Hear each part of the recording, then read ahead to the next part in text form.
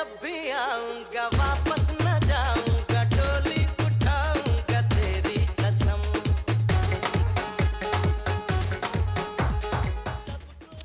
And as I say, until Monday, for our next episode of U975 FM Hot Like Pepper Multicultural Radio Afternoon, madams, I say goodbye until Monday. Right after, we have the news with Aruna Bansi at 3. And then after, it's Unwind with Mr. Siewdath Persad. Until Monday, this is Nalisha on U975 FM Hot Like Pepper Multicultural Radio.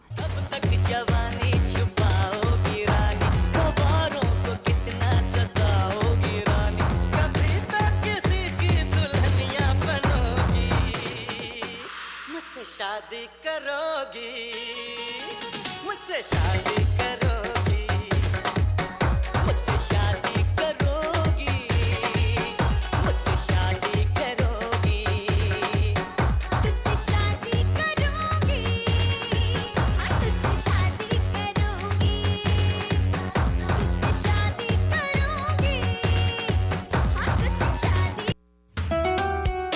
Time has come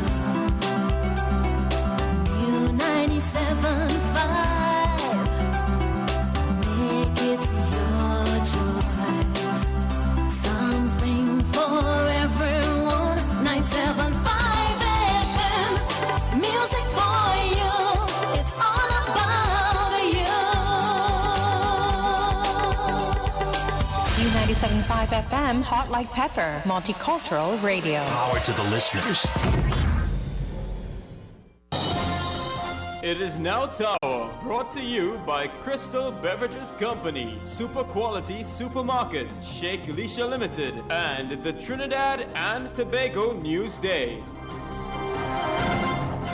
97.5 FM, Hot Like Pepper Multicultural Radio. I am Aruna Bansi. Good afternoon. Police makes arrest in murder of 2-year-old. PNM looks for in Guyana. The ruling regime claims voting irregularities.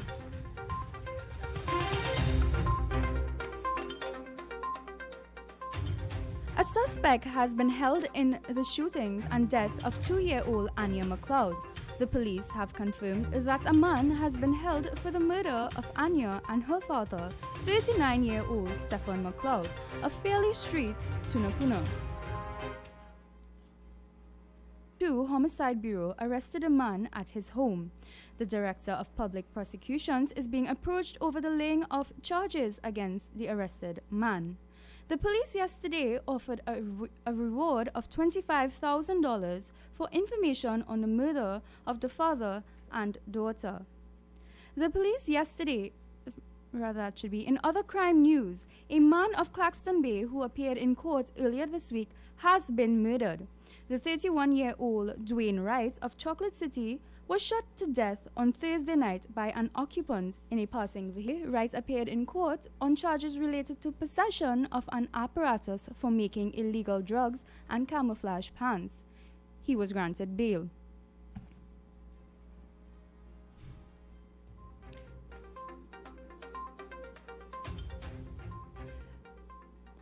The police service is warning of a scam in which people are being contacted about a financial grant to recognized organizations. Prospective victims are being told they could. In general election news, the ruling People's National Movement is now moving to replace its Port of Spain South candidate. Prospective candidate Cleopatra Burrell has been discovered as being a citizen of the US, giving her dual citizenship. United National Congress last night named Deputy Leader Jerlene John as its candidate for La Hoquita Talparo. Miss John would face off against Foster Cummings, General Secretary of PNM. Of Patriotic Front said her political party is aiming to contest all 41 constituencies. Ms. Pandit, advised by her father, former Prime Minister Basdeo Pandey. The Sahara dust is back with full force. Weather forecasters said today that there are now a high there are now high concentrations of dust with reduced visibility. The Met Office said the relief on Thursday was because of a tropical wave. The forecasters expect that people with respiratory ailments are asked to take the necessary precautions. Regionally, in the continuing saga of the Guyana general elections, the ruling APNU-AFC coalition today said that the Guyana Elections Commission must act only on valid votes. APNU-AFC repeated a litany of allegations of electoral irregularities in the March 2nd poll. The coalition claimed that the results of a recount of the votes did not double elections. According to the ruling regime, the recount recorded anomalies, discrepancies, and irregularities. The election results has been mired in a series of administrative and legal bugbears.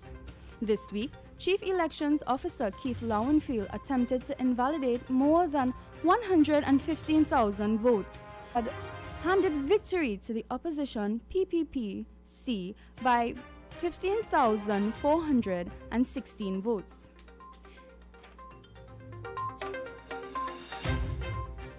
In previous 1,300,000. Several states have now paused their reopening plans or imposing new restrictions.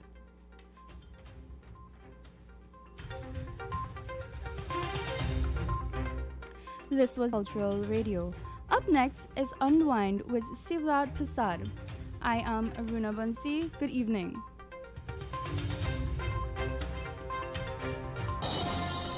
That was Major News to the Hour, brought to you by Crystal Beverages Company, Super Quality Supermarket, Sheikh Lisha Limited, and the Trinidad and Tobago News.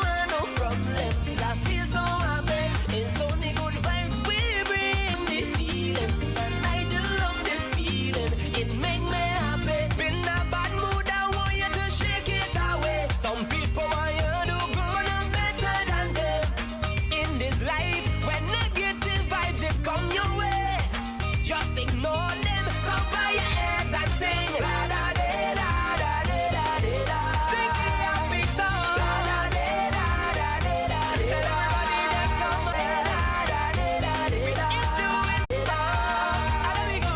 'Cause I feel good like if I worry. God, I feel so happy, so happy. 'Cause I feel windy in a tree. I don't want no worry. God, I feel so happy, so happy. I love when I'm in this mood, floating on the clouds like if I don't have no problems. I feel so irate. Right now everything that I has and sing. La da da. Happy song, that's College Boy Jesse with Sing the Happy Song. College Boy Jesse, the Rain and Groovy Soca Monarch 2020. It was his first beautiful song there. That's called a happy song. Good day, good day. Hello everyone. You are tuned into your favorite talk show on U975 FM Hot Like Pepper Multicultural Radio. Welcome to Unwind. And we do have another super program today, powered as usual with stimulating content to inform, educate, entertain, and inspire. I am yours truly, Siewdath Persad, Corky D, that's his DJ name.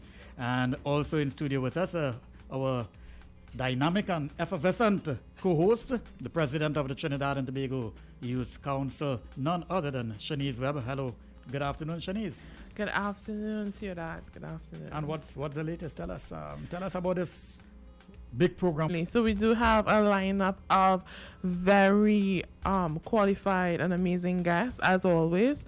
First up, we have Kenya Charles, former TNT women footballer and a UNC candidate for St. Anne's East. Oh yes, and well, the topic we'll be chatting with Kenya about is sport, education, and politics. It's football team, and she's also now the candidate for St. Anne's East. So we'll chat some more about her college, well, her university education across in the U.S. on a scholarship, I believe, where she would have pursued an academic career in addition or parallel to her football Son, he is the Trinidad and Tobago representative for the Commonwealth Students Association, and he's also a committee member for the Youth COVID Response Initiative. Oh yes, well, Amilcar will for youth inclusion in decision making, and as a topic I'm sure you, Shanice, can identify with. Most certainly. Next, we have Giselle Chance, President, Vision on a Mission, and an attorney at law. Right, and we'll be talking to on a fresh wave of deportees. Only yesterday there were about 26, I believe, who were sent back to Trinidad. So we'll have a discussion on that, as well as prisoner reform, the challenges around prisoner reform. So trying to reacceptance, to retool them, to get them involved in constructive and productive activities, and to try to phase out whatever stigma they may have, whatever, transgression they might have been involved. Alison Damas, Chairman, Nova Committee of the TT Chamber of Industry and Commerce. Right, and Alison Damas, she will tell us some more about the Nova Committee, and that's one of the various committees on the Chamber of Industry and Commerce. The topic she'll be dealing with is beyond 2025. What that committee has been doing is they have had several webinars. I believe they might have either 2 or 3 thus far, and there are a couple more planned, where persons from across the globe, different fields, different parts of the world, will be talking live about some of the things people can do and businesses can employ, can implement to deal with this, to make them more, viable as well during this COVID or post-COVID period. So it's a general community here in Trinidad and Tobago, served as the Minister of Finance under the administration 2017 to 2010. We're dealing with is reversing the curse of economic mismanagement. So we'll talk about the economy, we'll talk about moving forward, and she probably will provide a sort of her assessment for how the situation has been handled by the current Minister of Finance. I think she's well qualified to do that. So she'll weigh in on those. The leader where she talked about the youth. So she addressed specifically youth involvement in the decision-making process forward, not just a token involvement to say, well, we have youth and so on. So she's going to talk about, we will hear that piece of clip with her. And just in a further development last night, what was announced also, apart from delivering some more about the economic transformation and some of their plans and so on. So she did officially announce Jerlene John as the candidate for La Horquetta Talparo. So congratulations, Jerlene John. She's of Spain's South seat for the People's National Movement. Why? Well, of course, she reports because she has dual citizenship, but of course she would have known that before. And I'm sure, she would have known that if she wants to contest the election, she will have to give up that dual citizenship to be fully a citizen of Trinidad and Tobago. But I think from what I've been hearing on the ground and people connected to the constituency is that I think she became a little bit in whom she may have to deal with. And I don't think she was properly prepared psychologically and otherwise. She was more or less foisted on the seat, without knowing exactly what it would entail and so on. Measure of influence with whoever is, and some measure of say with whoever is eventually put as a candidate. The two persons who, out of two of them, they might gravitate to taking off their the nomination in the first instance. That is Wendell Stevens. He is the chairman of the constituency. He's a former councillor. I think he's an older man, or is he a councillor again at the Port of Spain Regional Corporation. He also is a talk show host in another frequency. And the president of the Trinidad and Tobago Olympic Committee, that's Brian Lewis. So they both had filed nominations, and Bacha Borrell was eventually selected, and well, now she is a non-starter, so they go back to the drawing board for Port of Spain South, and she would have been the second person who was announced as a candidate for the PNM in that particular seat who has since been withdrawn. The other was another sports person, Mervyn Dillon, former West Indies cricketer, and in recent vintage he was the coach of the Trinidad and Tobago the Red Force. They would have played in the 50 over and the 40 tournament, regional tournament. So we'll take a brief break now. When we come back, we'll be chatting with Kenya Charles. She is a UNC's candidate for the St. Anne's East seat, and she is also a former national for Unwind. God, nothing could feel good like this. Floating on the clouds like if I know I don't feel so happy. It's only good vibes we bring that put me on the ceiling.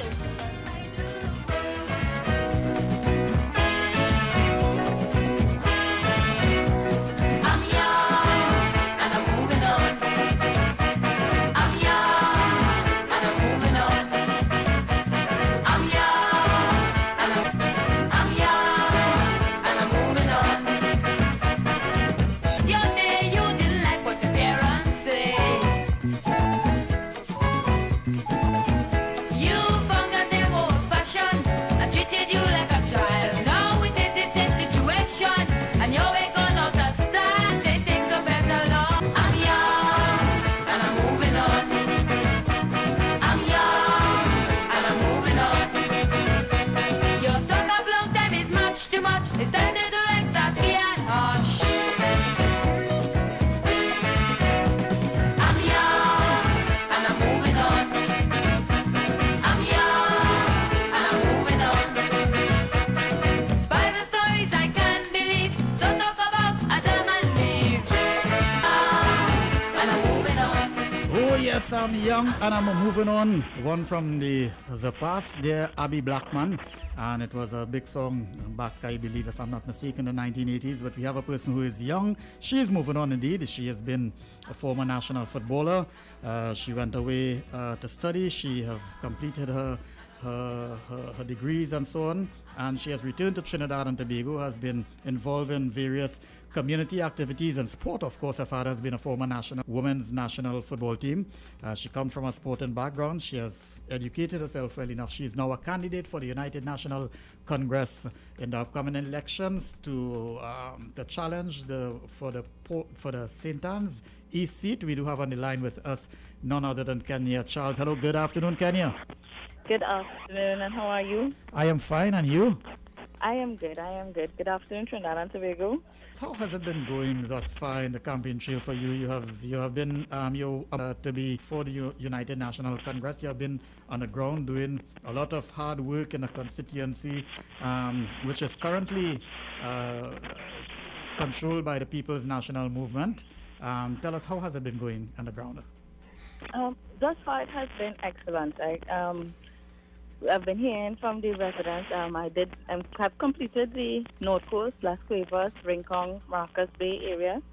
I'll be in Dami tomorrow. That's a small village on the North Coast. I'm in La Pastora, which is called the settlement in Santa Cruz currently. I've been on the ground listening to the concerns of the aunties, and we have a lot of concerns to get to because we have a lot of work to be done. We have been neglected long enough, so people are wanting the change and needing the change because St. Anne's has also... Could you hold the line one little bit? Maybe try to call you back because we're having some serious disturbance on the line itself. So we'll call you back. If by chance you have a radio sound on, you may need to lower it down or so. We'll call you back in one moment now, please, just to see if you get a better connection.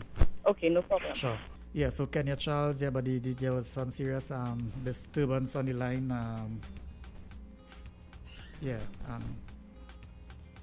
So we can get her back in a little bit. Yeah, so but the seat that she's contesting, the St. Anne's East seat, I think Nian Dolly is the how do you call it, Gadsby Dolly for the PNM, and she the candidate to contest in the coming elections, the date of which is yet to be announced. And we do once again have Kenya Charles online with us. Hello, right, you welcome back, Kenya. Hi. Right, wonderful. The line is much better now, at least. Well, we're still getting a little bit, but basically it's okay. So you were telling us about the activities on the ground you're hearing. Roads. The roads have not been done, or most people need roads in their area because of the rain, and we never took care of it. They never got the roads paved or anything like that. Roads, water, drainage, simple things that normal people will want in their area. Education, and in them. And you have 100 and something children going to this primary school, Las Cuevas Government Primary School. That is the Marcus Bay area, the Rincon area, the Las Cuevas area. The healthcare also on the North Coast, they only allowed to get sick on a Monday and a Wednesday. Wow. Other than that, doctors are not there. Right, so let's say because in most areas, persons who I've been speaking with, it seems to be, certainly is a major concern among the young people, several of whom are qualified people, others are looking for jobs, but more so acute now because of the situation around COVID, where several persons who were working and now even those are without a job. We have a lot of also in constituency. Our youth, there's no employment within the constituency, and even going out there now, it's hard because a lot of places are closed down and we can't person. So we have been struggling with unemployment in the constituency. Now, the political leader of the United National Congress has been talking a lot about when they were in power in 2010, they created 50,000 jobs, and she, is very confident that once more, if the party is to get into power, it can create 50,000 and more jobs now that more people are unemployed. What are some of the areas, do you think, especially now, encouragement and perhaps even some seed funding for this so to do? Okay, so, for me, I think trade is something important. So we need a lot of plumbers in the country. So sometimes we call in a plumber. Simple courses that can be done within the constituencies or within the different communities so that they could have this training done for them. I mean, it's hard for someone on the North Coast to come down to Port of Spain. That's a lot of money used in traveling itself, and many of them can't afford it. So if we could bring these programs to them on the North Coast, that would create employment for them, because these are simple things that we could do for the young people within the constituency and within Trinidad and Tobago. So part of your studies would have been in criminal justice and stuff like that, and you would have done research on restorative justice, youth and restorative justice in Trinidad. Could you speak what have identified during that time? Okay, so while speaking to the kids, they were just speaking them, and knowing is that they were saying that we need to do more for them, because with restorative justice, sometimes you serve in YTC, but when you come out, there's no employment for you. So, or there's nothing that you could go back to or fall back on to make up on that time that you lost. I mean, now you're out here, you have to be able to create ways for them to be able to stabilize themselves and not fall back into the criminal element. So we were trying to gather it where they were saying, we were trying to figure out what they really needed and what they wanted within their communities, because a lot of them come from areas where they can't go from one side to the other side and stuff like that, so they wanted it come home. I mean, although we have to not have that in our country, but we have to also make it where our youth want to do it, that there's something that they want to do, because with restorative justice, coming out of the juvenile system back into society, you know, it's different, because you have been locked up for 3 years, 2 years, and now what we as a society, we put stigmas on persons. Sometimes if you put something in a child's head and keep telling them they're bad, this is what they will continue to believe. So we now have to change that dynamic and make it where we empowering our young people. Most certainly.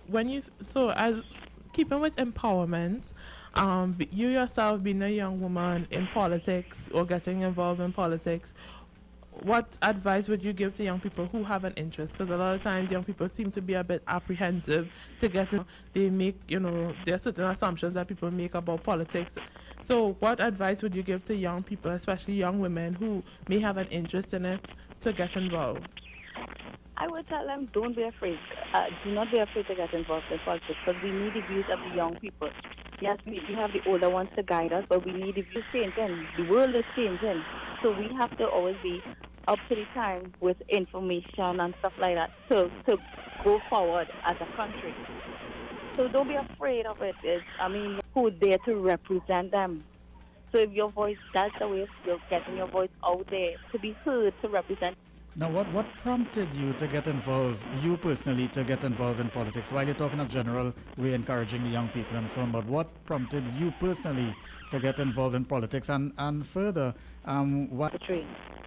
And we, under United National Congress, our senior team, city team, which was Real Maracas FC, got funding under the United National Congress for the Super League. So that helped with the youth team also, because it was enough to go around. So, and going through it, when elections came and the government changed, then we stopped getting the funding from the government to assist the team. Now, this team had players from as far as Maracas Bay, Santa Cruz, and Maracas Valley. So initially we had one team. And being around the youth, and you have them going to school every day, and some of them can't afford to go to school because they don't have the money and stuff like that. And we went, I'm not going to lie, we went to the current MP with a proposal. That's Gatsby Dolly, is it? Yes. Right, yes. So the club went to with a proposal, and she never, it didn't interest her to support, and this is where we had all the young men in this program in Maracas Valley. We had all the young men. So now, if we can, it was hard to keep the team afloat.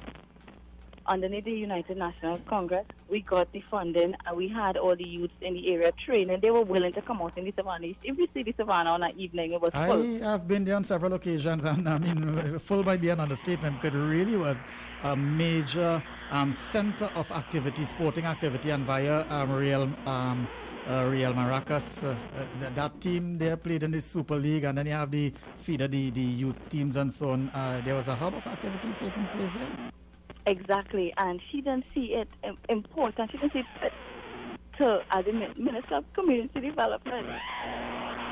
This is your community, young men over the streets of falling into the gangs and stuff like that. So how could I now sit back and leave them because they all look up to me? So up to now, they still call me for everything. But although we don't have the team, but I had to do this because it's a way of me getting to fulfill where we left off. So I need to come back now and give back to my community, whole constituency, to make sure that our youth don't fall by the wayside. Because it's not only going to be sports, because some people have the educational background and dance and drama. I mean, when I was growing up, I saw we had Best Village. I used to enjoy going to watch Best Village. We don't even have that again. So But this is what prompted me. yourself into a bad dance, I think if I'm not mistaken, I might have seen on one or two of your Facebook posts you would have posted previously. Yeah. So gang culture and so on.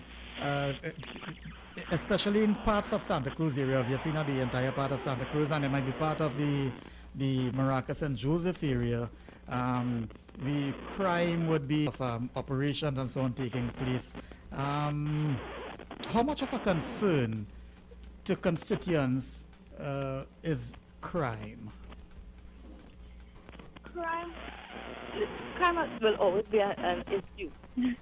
Will always be an issue. Right now, from my side of the constituency, things has been calm. I mean, on the North Coast, things has been calm. I mean, Santa Cruz had some in the Lacano area recently, but it has been at a low level of crime within the constituency. I don't know if it's because of the COVID or what, but I thank God that crime has been not that big in the constituency lately.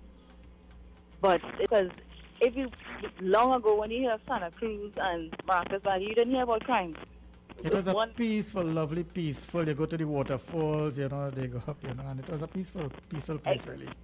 Exactly. So crime was, if you hear of a crime, it was like a big surprise area. And then because you it's not also, something that used to happen. yeah, then you also had President Max Richards. May his soul rest in peace.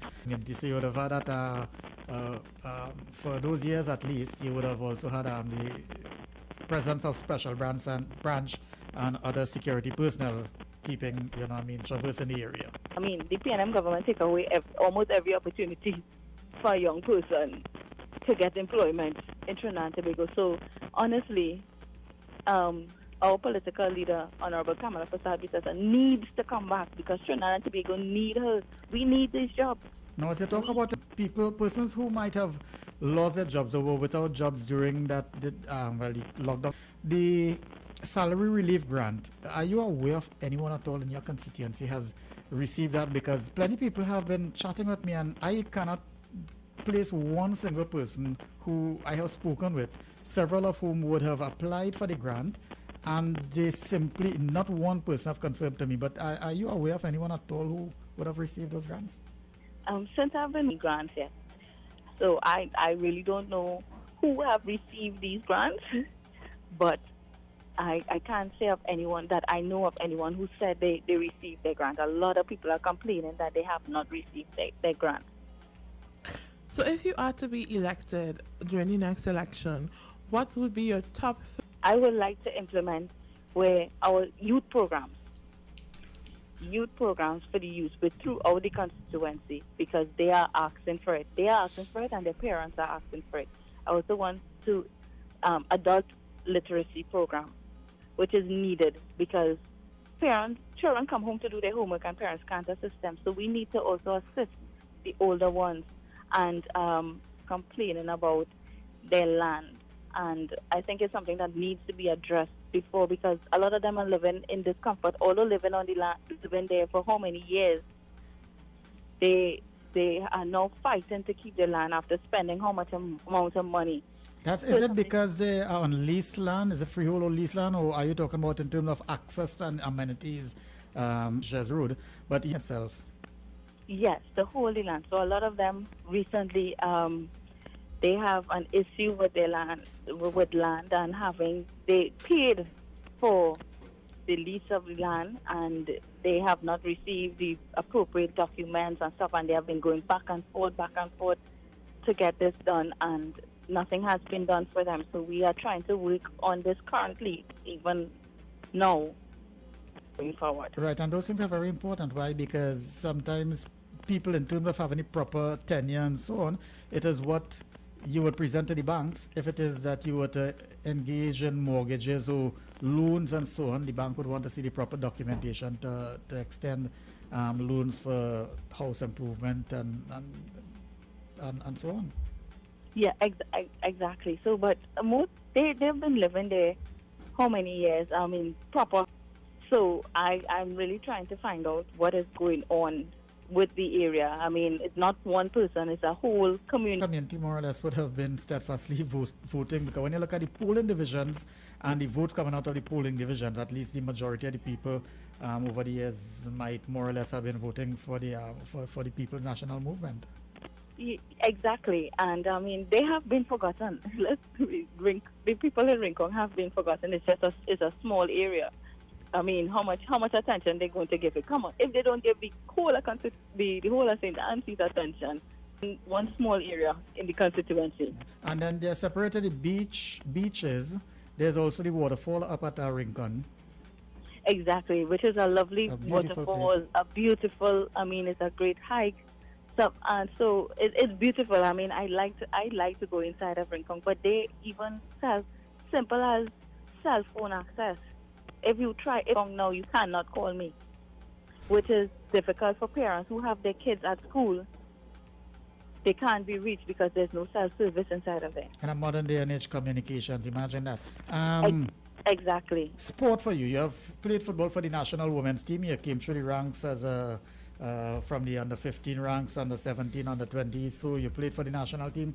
What has sport done for you? You were coach. You were handling the young team in the Real Madrid, the youth teams and so on. What has sport done for you, and how has that helped you to access further education across in America?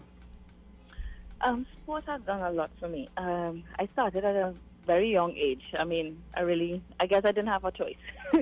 I was not forced into it, but I didn't have a choice. This is what I saw every day. So it paved the way. I went to primary school. I trained with Sky. Went to El Dorado Secondary, started playing football. But I also knew behind my head, because I've seen my cousins go out to school on a scholarship. This is what I wanted to achieve, because it was a way of me furthering my education.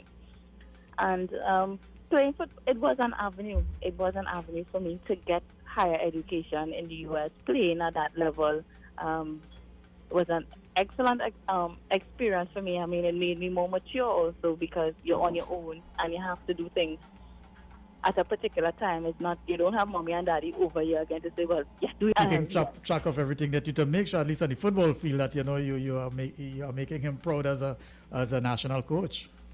Yes, Daddy used to call me at least 3 times for the day, every day, just to ask me what I'm doing. The one thing you cannot take up, because at 10 o'clock in the morning training session, when you finish train the next day, so to also have time. Leave it there for now, but I mean, you have acquitted yourself very well. I'm seeing Shanice is shaking her head. She has a smile herself on her face. Shanice, is there anything else you would want to? No, the one thing I was interested in was in terms of the youth programs on adult literacy, to be able to implement these programs, seeing that we have like organizations such as the Trinidad Youth Council and ALTA, that have that experience that could assist you to programs.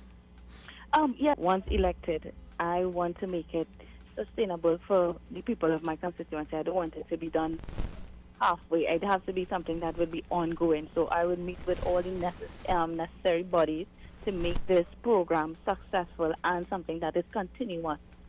Also, and later on in the Trinidad and Tobago representative for the Commonwealth Students Association, and he was also part of the team that worked to develop the Youth COVID Initiative report. Last night, Kenya, just finally, last night, the opposition leader, Siewdath Persad, in the virtual, made some comments about the young people getting involved in the decision-making process, and not, I suppose I'm using my own words here, not just, token people around the politics, and hence the reason why she said, she is incorporating a lot of young, and you being one of those. I think it's a great idea. New ideas, new visions. We have an excellent political leader, and she has an excellent vision, which we have seen in the last 5 years that is needed currently right now because of the situation of the COVID.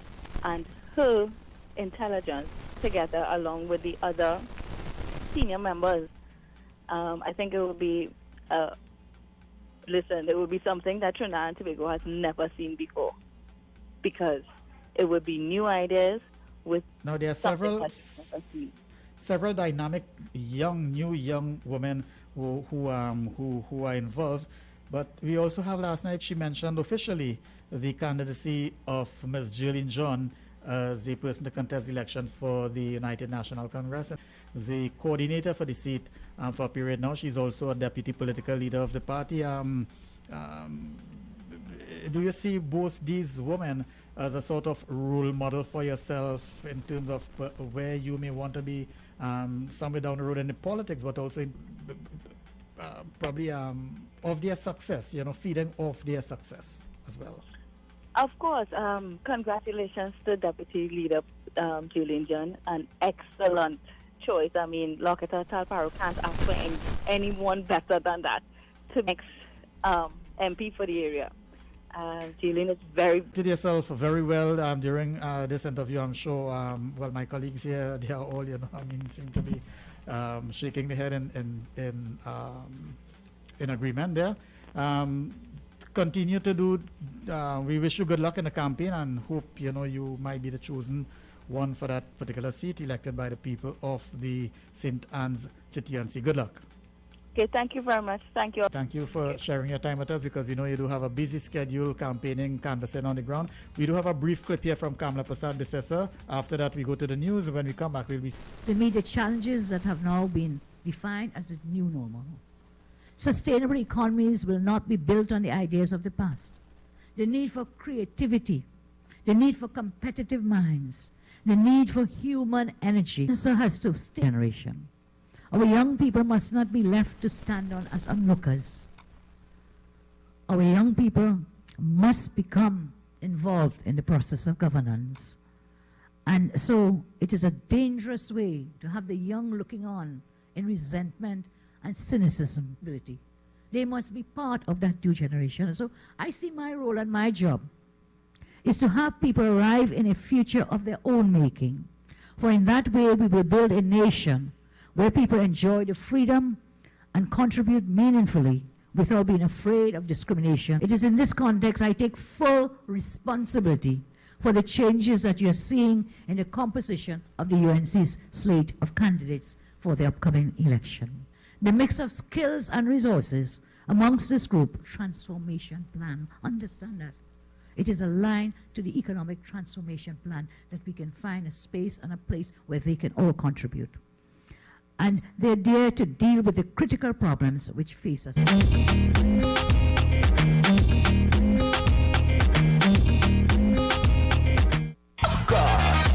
to feel good for yourself, but I'm better than them.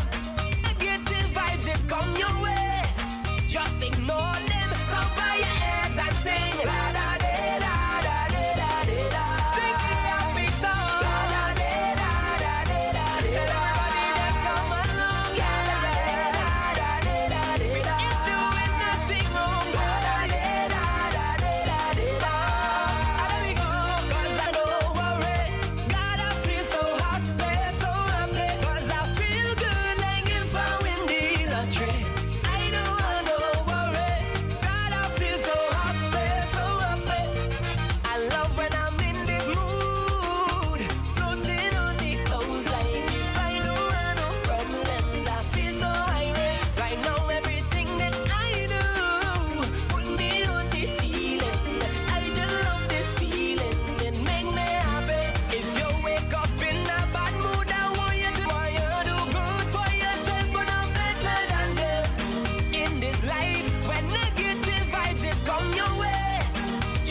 know them. Cover your ears and sing. Da da da da da. Sing the happy song. Da da da da da da. Tell everybody just come along. Da da da da da da. We ain't doing nothing wrong. Da da da da da da. And there we go. 'Cause I feel good like if I win the lottery. I don't worry. God, I feel as I feel good like if I win the lottery. I don't worry. God, I feel da da da da. Sing the happy song. Da da da da da da. Tell everybody just come along. Da da da da da. We ain't doing nothing wrong. Da da da da da. And there we go. 'Cause I feel good like if I win the lottery. I don't worry. God, I feel so happy, so happy. Everybody happy? Time has come. New 97.5. Make it your choice. Something for everyone. 97. Music for you. It's all about you. U97.5 FM, Hot Like Pepper, Multicultural Radio. It is now time for Major News to the Hour, brought to you by Crystal Beverages Company, super quality supermarket.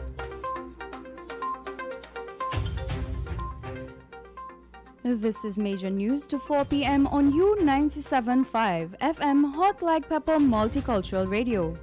In the headlines, Parliament against the Speaker. Former Energy Minister criticizes Prime Minister. Police make arrest in killing of 2-year-old. 2 murdered kidnappers have been identified. In Guyana, the ruling regime claims voting irregularities.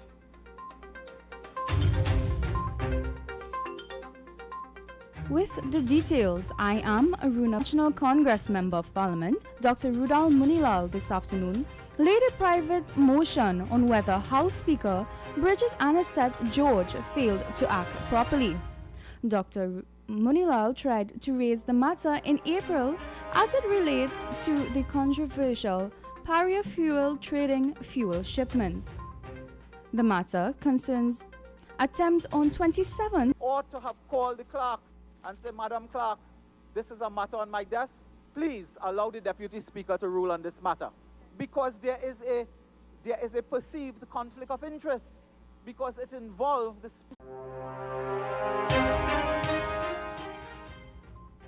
That was the voice of Dr. Rudal Munilal. Former Energy Minister Kevin Ramnarine is criticizing Prime Minister Dr. Keith Rowley on the state of the energy sector. This week, Dr. Rowley spoke about renewable energy projects with aim of reducing carbon emissions and maximizing benefits of natural gas. Ramnarine said the energy sector is in a much worse position than it was 5 years ago, with 27% decrease in oil and 8% decline in natural gas production. The former minister noted that 8 of the plants at Point Lisas are currently closed or idled, and the Petrotrin refinery has been shut down since 2018. He said that there has been no acreage awarded for exploration. In addition, Mr. Ramnarine said that drilling is down by 80%. The energy sector is at the death's doors with extensive job losses.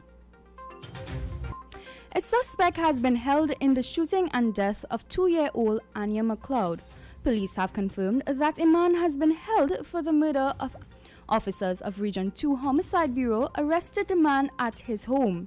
The Director of Public Prosecutions is being approached over laying of charges against the arrested man. The police yesterday offered a reward of $25,000 for information on the murders of daughter. In other crime news, a man of Claxton Bay who appeared before a court earlier this week has been murdered. 31-year-old night by an occupant of a passing way, Rice appeared in court on charges related to possession of an apparatus for making illegal drugs and camouflage pants. He was granted bail.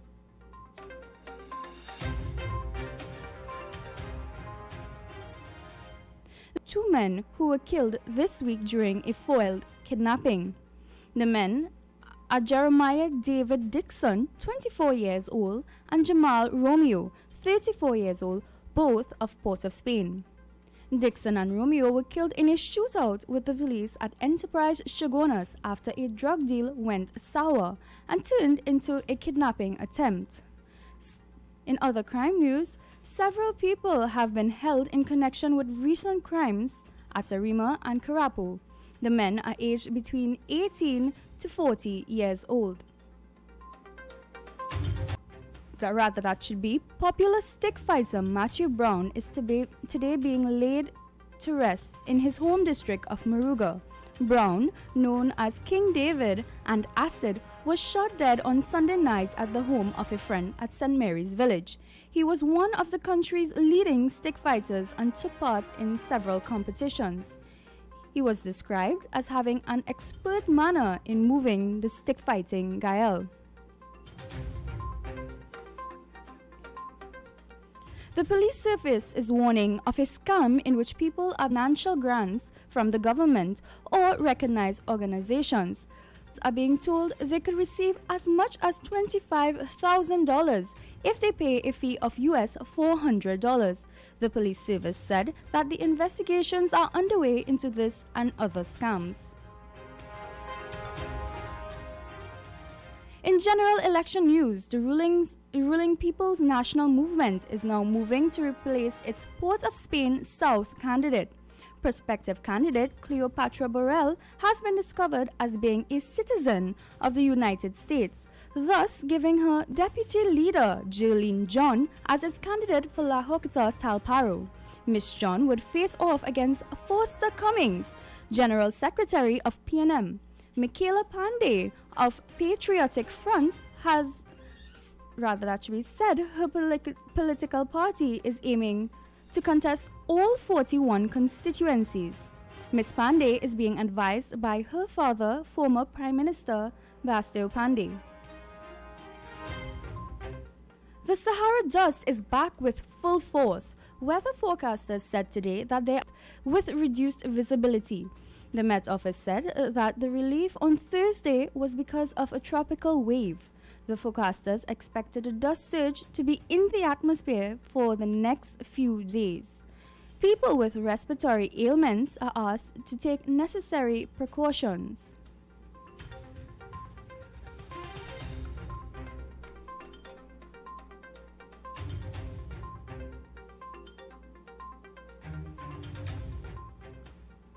Regionally, in the continuing saga of the Guyana general election, the ruling APNU-AFC coalition today said that the Guyana Elections Commission must act only on valid votes. AFC allegations of election irregularities in the March 2nd poll.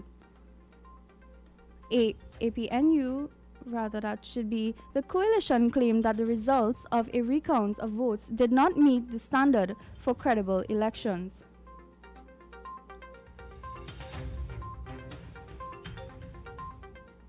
According to the ruling regime, the recount recorded anomalies, discrepancies, and irregularities. The election results has been mired in a series of administrative and legal bugbears. This week, Chief Elections Officer Keith Lowenfield attempted to invalidate more than 115,000 votes and handed victory to the opposition by 15,416.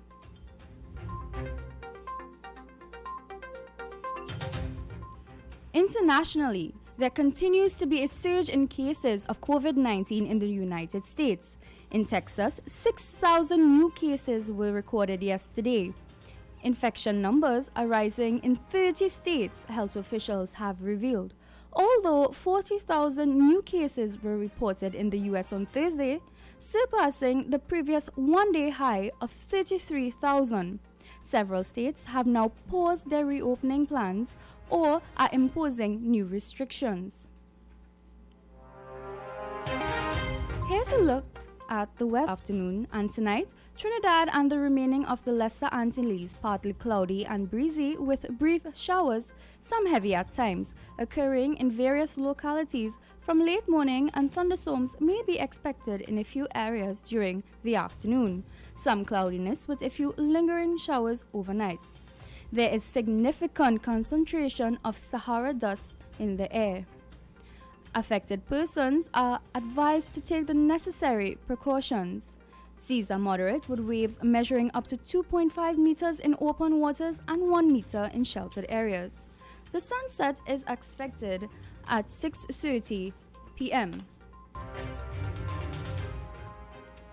This was major news to 4 p.m. on U97.5 FM, Hot Like Pepper Multicultural Radio. Continuing is Unwind with Mr. Siewdath Persad. I am Aruna Bansi. Good evening.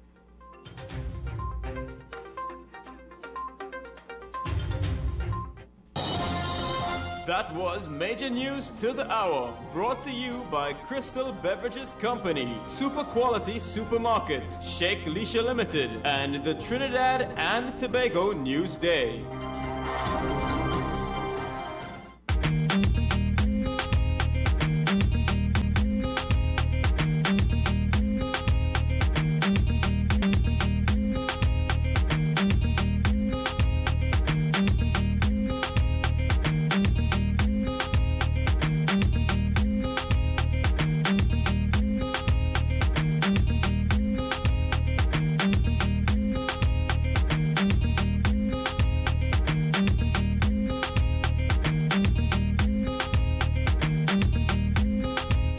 The future of our country will be in peril unless we groom a new generation of leaders to meet the challenges that have now been defined as the new normal. Sustainable economies will not be built on the ideas of the past. Activity, the need for competitive minds, the need for human energy.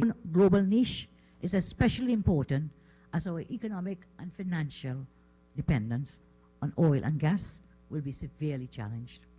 Our answer has to stay and be with our new generation. Our young people must not be left to stand on as onlookers. Our young people must become involved in the process of governance. And so it is a dangerous way to have the young looking on in resentment and cynicism of a system by which they are governed. So the only way they must buy into that and they must take responsibility is to have people arrive in a future of their own making.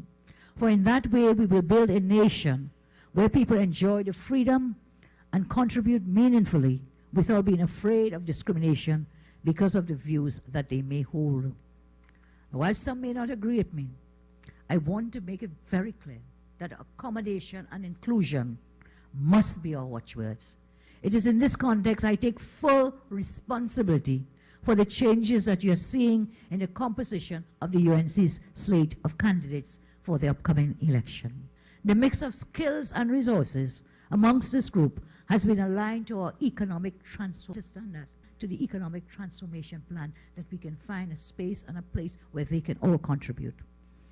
And they're there to deal with the critical problems which face us as a country.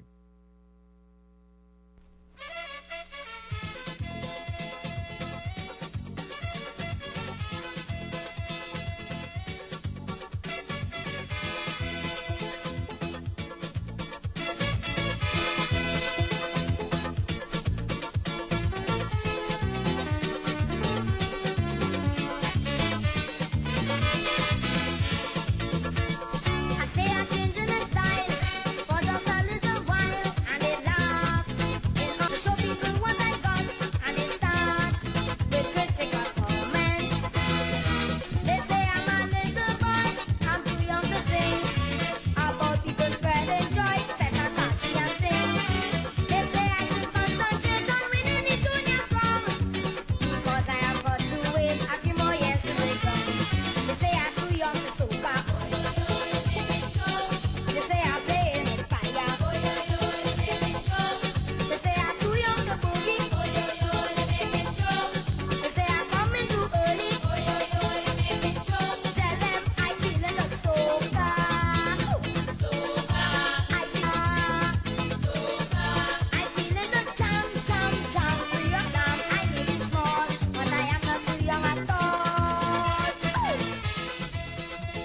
So that was Too Young to Soca by Marshall Montano. So if you want to like to see Siewdath Dancing Studio, you could log on to our YouTube channel, RCL U97.5, and you'll be able to see the live stream. So up next we have Mr. Amilcar Sanatan with us. He is a writer, a poet. He is a Trinidad and Tobago representative with the Commonwealth Student Association, and also a committee member of COVID-19 Response Initiative. Good afternoon, Amilcar. Good afternoon. Everything is more. Hi, well, Marshall Montano, too young to soca. The youth of our nation, too young to make decisions, Amilcar. Well, we're almost too old to remember that song, too. So, be careful. Like I had to pretend I didn't know the lyrics word for word. But now we're not too young to take control and show our leadership at all. No. Well, we were playing a clip before that song, and the opposition leader last night during one of the virtual meetings that they had, she said the future of our country will be in peril unless we groom a new generation of leaders to meet the challenges that sustainable economies will not be built on the ideas of the past. The need for creativity, the need for competitive minds, the need for human energy to create our own global niche is especially important as our economic and financial dependence on oil and gas will be severely challenged. And she also said that our answer has to be with our new generation, the chosen generation. I am saying the young people must not be left to stand on as onlookers. She said our young people must become involved in the process. For sure, I support all calls by all political leaders for aggression at that level. And what we have seen is that the two major political parties have expressed an interest in getting more young persons. I also think that now that we have seen, I believe, CNM has selected a 40, but they have completed their screening process, we would see the faces of many young persons, which shows promise in terms of the political leadership understanding that young people are important to electoral success. But we need to go a little bit further with the idea of youth mainstreaming, which is to move from youth representation as bodies and faces and to go somewhere deeper, which is to look at youth involvement. Oftentimes, Amilcar, a lot of young people will complain and say that, they only pick this one and that one, and there's a lot of tokenism involved in youth development, or people just select friends or persons from the party that align with their views. So how can you differentiate the difference between what is described as tokenism, youth mainstreaming is? There's no problem. Well, on one level, just be an ally of a youth, and not just to have a young in terms of age or be young in terms of your body and ability, but one should also have young ideas, new ideas about the society, new dreams, youthful dreams about the society. And to your point where you're trying to look at the idea of tokenism. Tokenism is not just selected youth, but preferred youth, youth-specific, class, or religious, or social, or ethnic interest, rather than youth in its diverse, not just a seat at the table, yes, a seat at the table, but also being able to... You just like developing that report, and what has been the feedback you've received?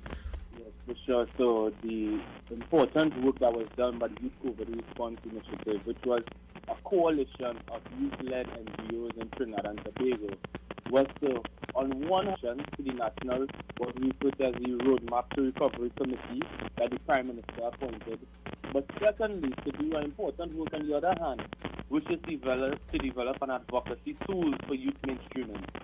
So it has shown that after 30-year leadership class in Trinidad and Tobago and the Caribbean, that young people have an important role to play.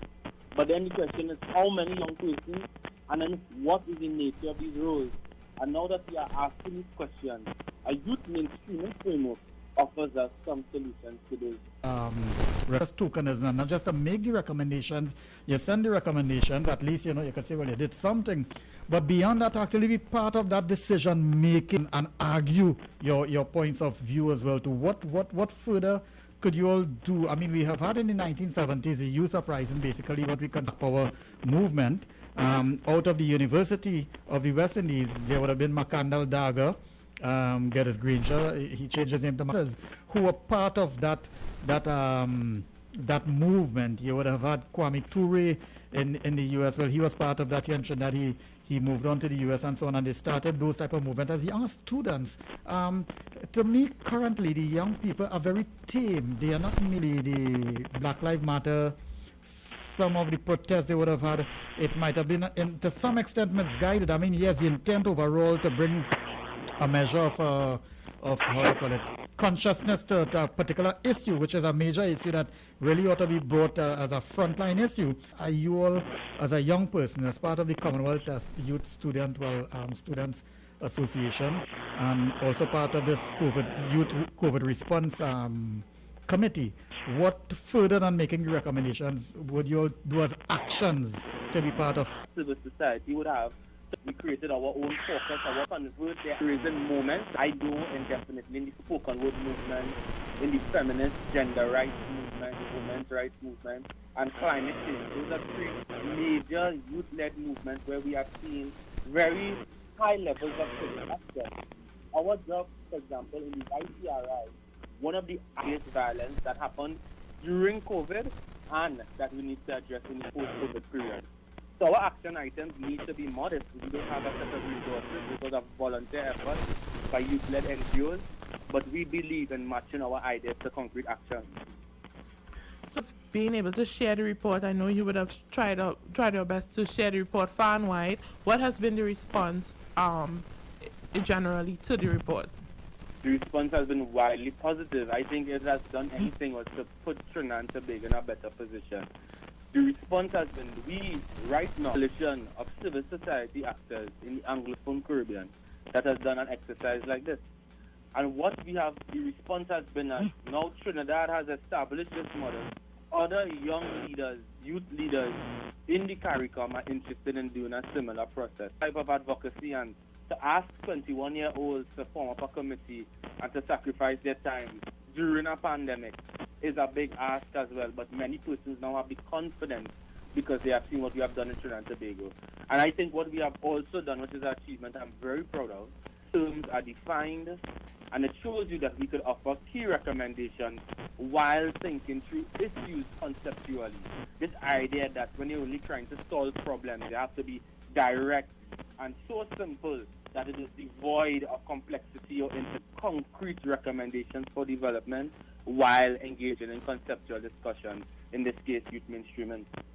So, Amilka, can you share with us just a few of the recommendations that would have been put forward? I know that the committee members would have received the recommendations, but can you just share a few of them with us? Education, but they also understood that they were time-bound.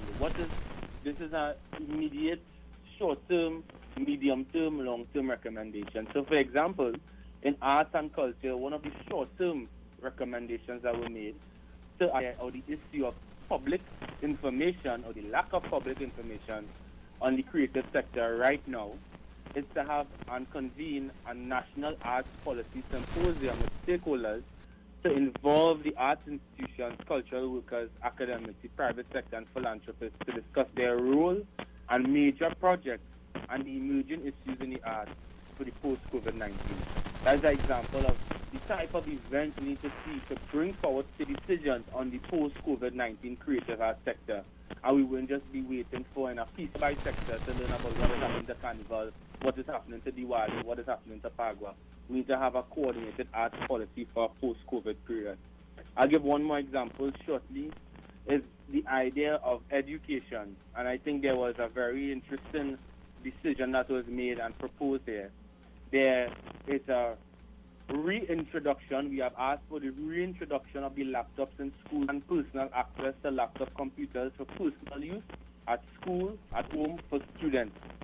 So the Laptop in Schools program was established around 2010. Different political administration came into power in 2015. They changed their focus. They said they want to empower the ICT capacities of labs and to support teachers rather than distribute laptops individually to students. We think that this moment, even though it has had different political orientations, decisions on it, we think it has shown the significance of digital technology in the hands of individual students. And that is an example of a medium-term goal or recommendation. Where can one access these recommendations, Amelka? There's no problem. The recommendations, the report is available on the Trinidad and Tobago, Trinidad Youth Council website, TYC, TrinidadYouthCouncil.com, and in the public on the homepage, or you could write TrinidadYouthCouncil.com/publications. It is free to download. Now, we've spoken with Kenya Charles earlier in the program. She was a former and has decided to get, she would have been educated abroad, her tertiary education in the U.S. Via scholarship, football scholarship. She has gotten involved in the politics, and she has explained why. Yourself, do you intend to become someday involved in politics as part of and decision-making process? I'm always involved in politics, and if there's anything, I think we choose our capacity. Persons where they are important to advancing the goals for young people. So, looking forward, what are the YCRI? I know you may have mentioned it before, the YCRI. I think the two major steps that we have for the YCRI is a broader public dissemination of information, where we are going to have almost ambassadors who are going to come to communicate in the YCRI report to persons as leaders. The second thing you need to do at the YCRI is to do the important outreach work, which is to have our training workshop with young leaders on the way that we communicate our problems and our issues into policy language. And that would also help us as editors become better writers of reports, but also other young people to enhance their advocacy skills. And the last, this is a broader issue. We're going to do broader awareness work. This is why our communication is so important, to let young people understand this is a post-COVID-19 moment. This is a chance for young people not to say what is their role after pandemic, but what direction should our society go?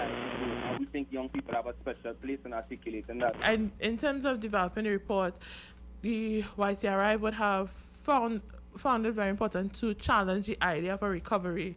And just in closing, in that thought process. Yeah, for sure.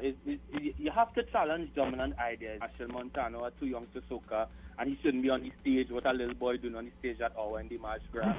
It's the same way that we were here sitting on saying that, yes, they keep saying about a recovery. Recovery is not enough. And the Prime Minister also said that himself, that is worth recovering. What we want to do is reorganize the economy and reorganize our social values about this environment where young people are central to development. Not because I am young people are special.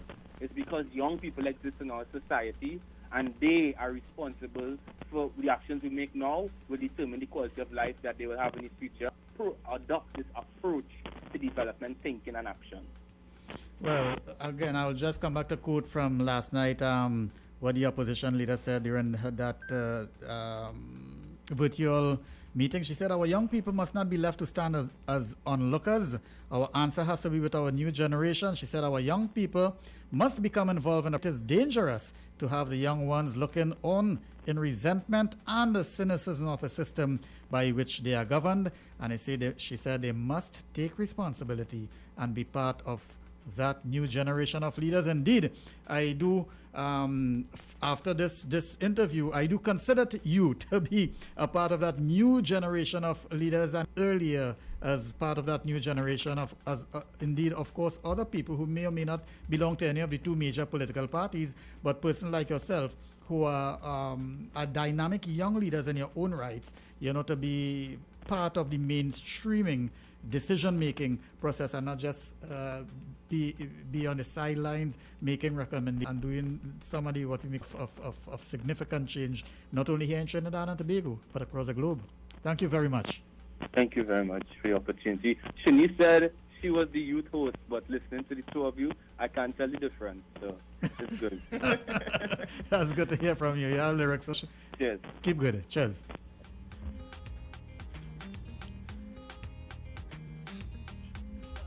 From you, yeah, lyrics.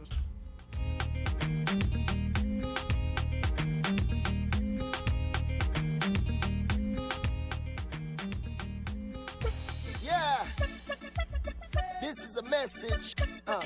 Put the guns them down. Go we want some understand. Put them down.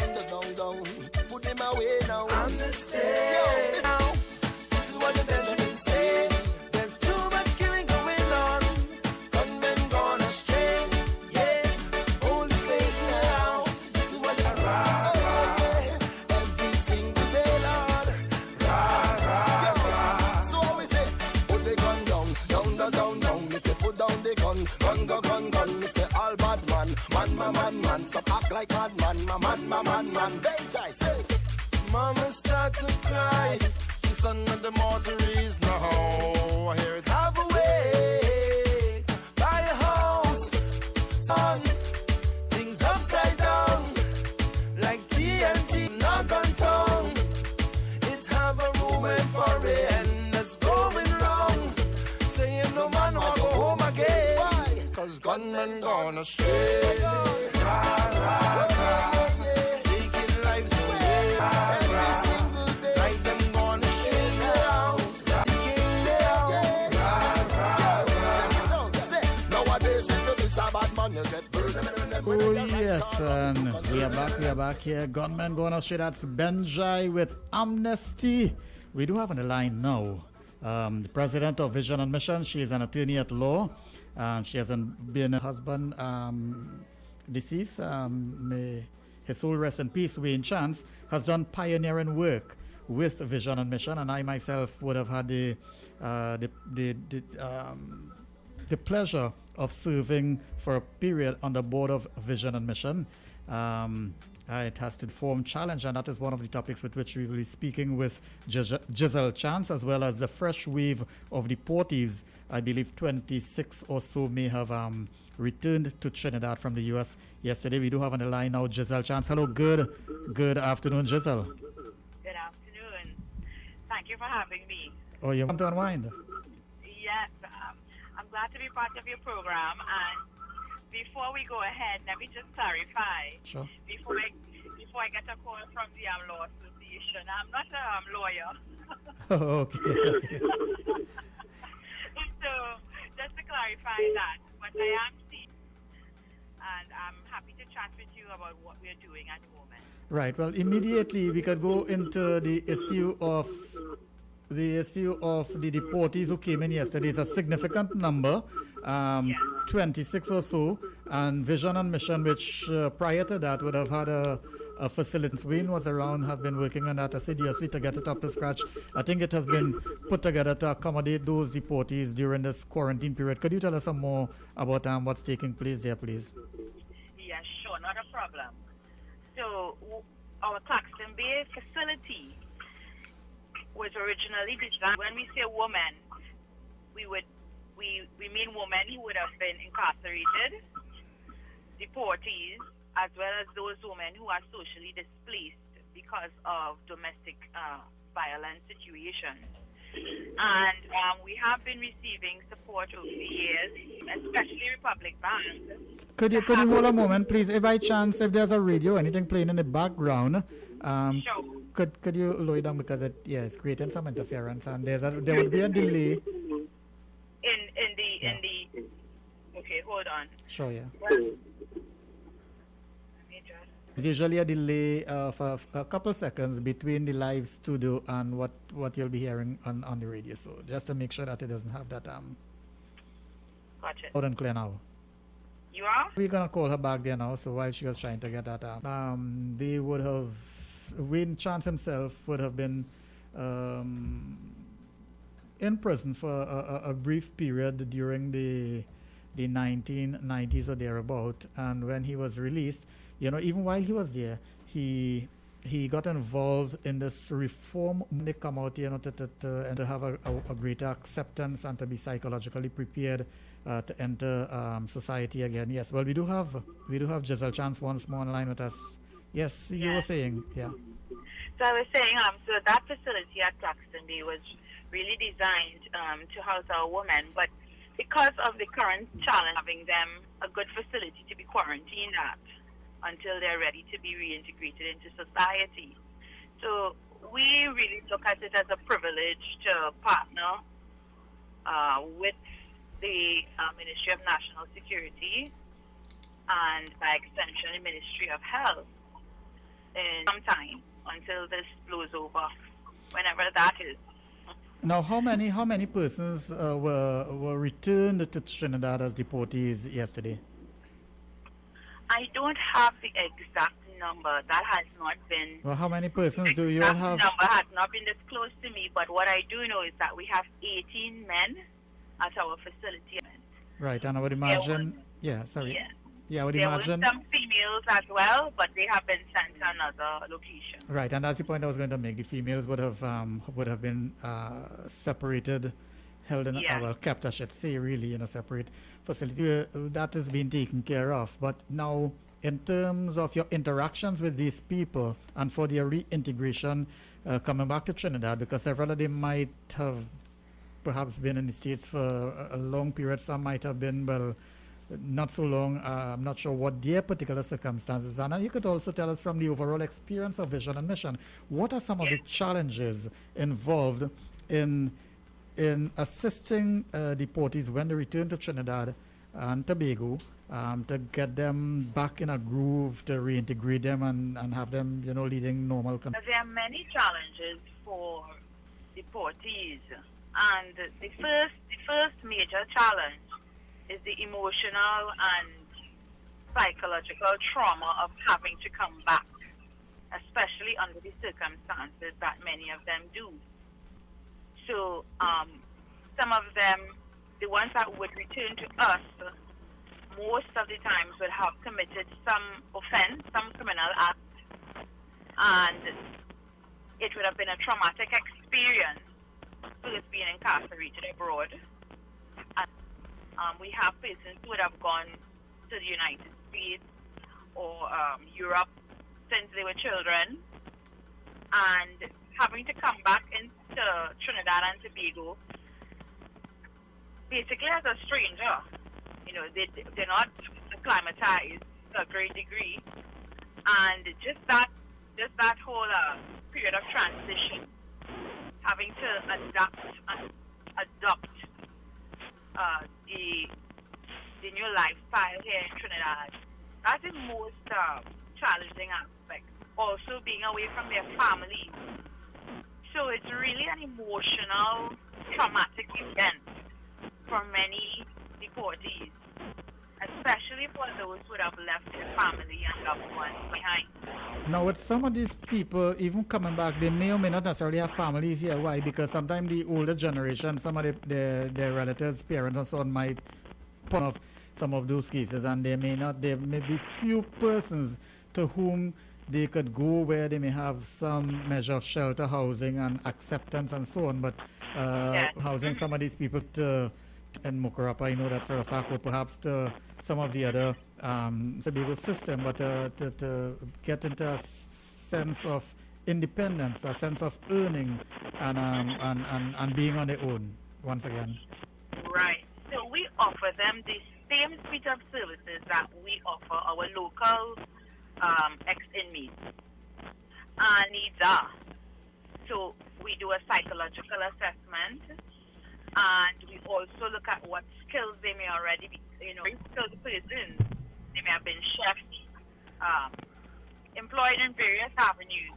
So we basically have a skills database, and those of them that need additional training, we are also in the process of facilitating that. So that is one way we are about to expand our program for both deportees and ex-inmates, where we are looking to partner with other state institutions in expanding the skills and then so that they can become more marketable and employable. We also assign a caseworker to these individuals so that businesses can feel comfortable in hiring these persons, because employment and employability is a critical factor. And of course, if they don't have a way of earning income, it impedes their ability to move on to be independent, be successful. And then the last thing I would want to say right now is that even though some of them may be employable, if we don't look at some of their underlying even though they may be employable, if they don't have the ability to manage money well, if they have addiction such as substance abuse, whether it be drugs or alcohol, or addicted to gambling, or certain types of lifestyles that would cause them to be vulnerable and make poor choices, we find that although they may have shelter, they may have a job, they do not have the capacity, some of them, to make right choices. And that's a very critical component of our program, where we engage in cognitive behavior to make better choices and lead more successful lives. Because that was going to be part of my next question in terms of how important is mental health. Because as you would have discussed, they're dealing with the trauma of being in prison, but also losing their family, losing their regular life. So how important is mental health as a part of the work that you do? Well, to be honest, I look at it as the foundation, because we tend to think that, yes, according to Maslow's hierarchy of needs, for those who study psychology, having a place to sleep, feeling safe as a human being is important. And so we take care of those needs for those who would be, have nowhere to come, nowhere to go. In my perspective, I see that as just tip of the iceberg, where we really begin to see transformation and see these places becoming, really positive influences and on their environment and contributing to society in a positive way, is when we deal with the issue of mental health, of emotional health, of responsible living, of making right choices as opposed to making bad choices. Now you have the facility in Komoto. Is that facility still operational, where persons are housed here as well to and they engage in different projects, one of which is an agriculture project, and they maybe also taught different skills training? How is that project going? So the thing is, we are pleased that this project has really finally come off the ground. As you would be aware, we would have occupied the Sham Flair facility for many years. From since you were, although Wallafield was semi-operational, we didn't really house business there until this year, until March of this year. So we no longer occupy Sham Flair as a facility, and we gave that up. And we are fully housing all of our clients at Wallafield. And we are now in the phase of expanding our training, the training and skills development aspects of our program. So we are involved in agriculture. And we have about acres of produce down from pimento peppers to pumpkin to melon gen. We feed ourselves to some limited degree, pumpkin, things like that. We use it at the facility itself, and it's a way of training our clients to be self-sufficient. For some persons, it's therapeutic. They go out, they work in the garden. It keeps them, occupied and in a positive way. We are also doing barbering skills training there as well. Right, so at least you're preparing them for not just looking for a job, but also becoming, they can set up their own business operations sometime later on.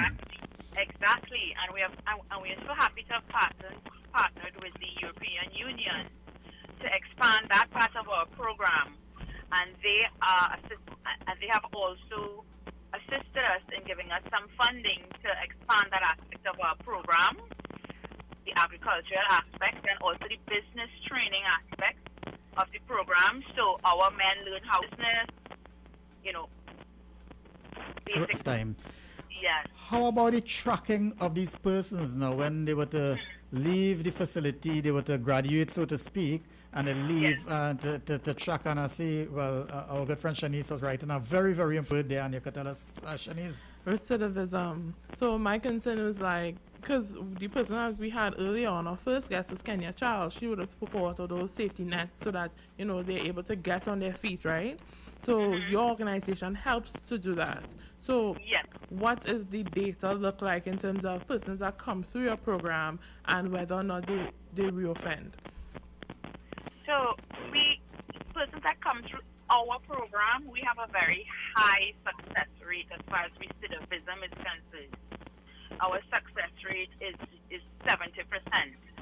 So at least 70% of the persons that would come to our program, and there's data there, I don't have it today, but over 70% do not return to a life of crime again.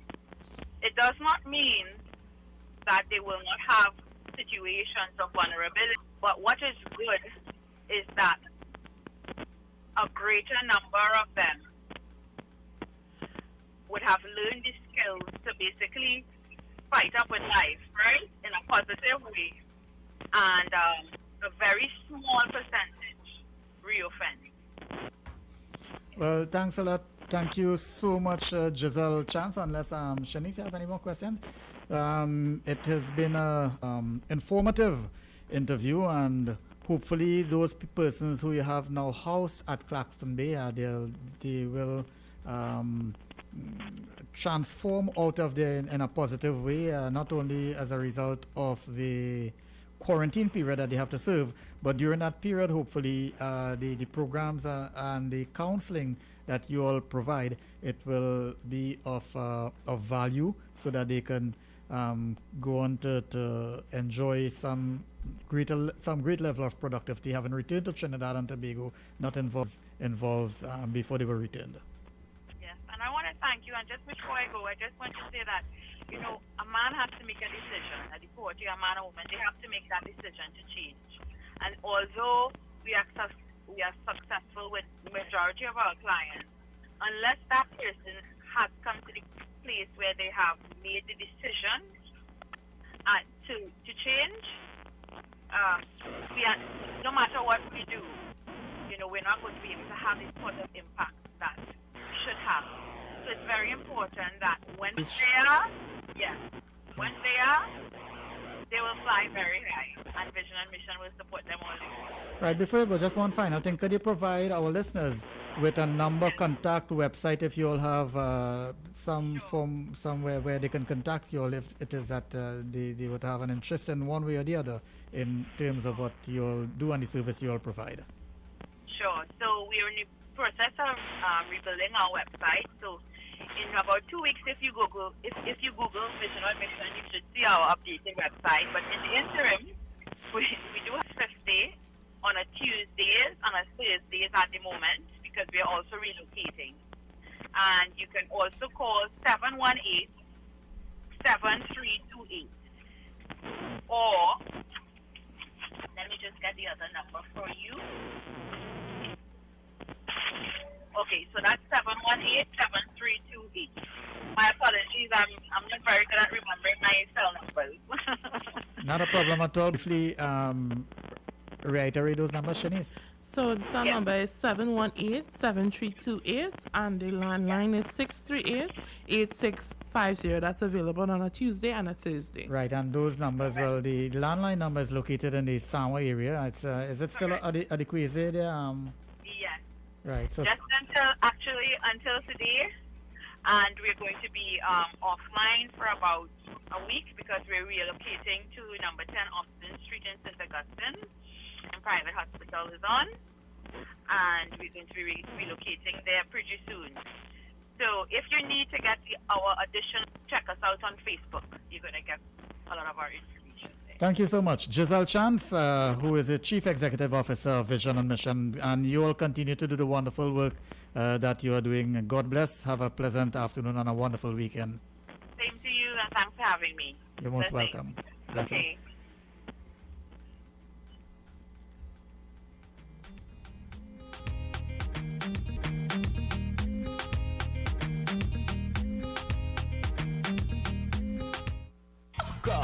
Nothing could feel good like this. Floating on the clouds like if I know no problems. I feel just ignore them. Cover your ears and sing.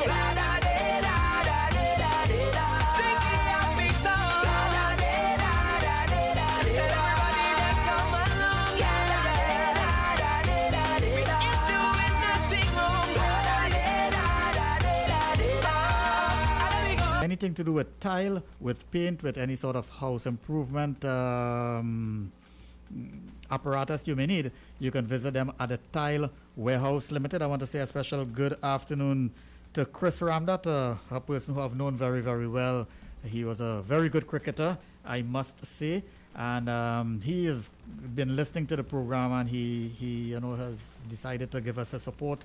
The Tile Warehouse Limited. I would also afternoon to Sat Sugdev, and he is a person who is in charge, the owner, CEO, if I may, of Extra Foods in Shogunas, on the main road of Shogunas, and it expands to the street at the back of the main road. What's that street again, Corky? You are Shogunas, man.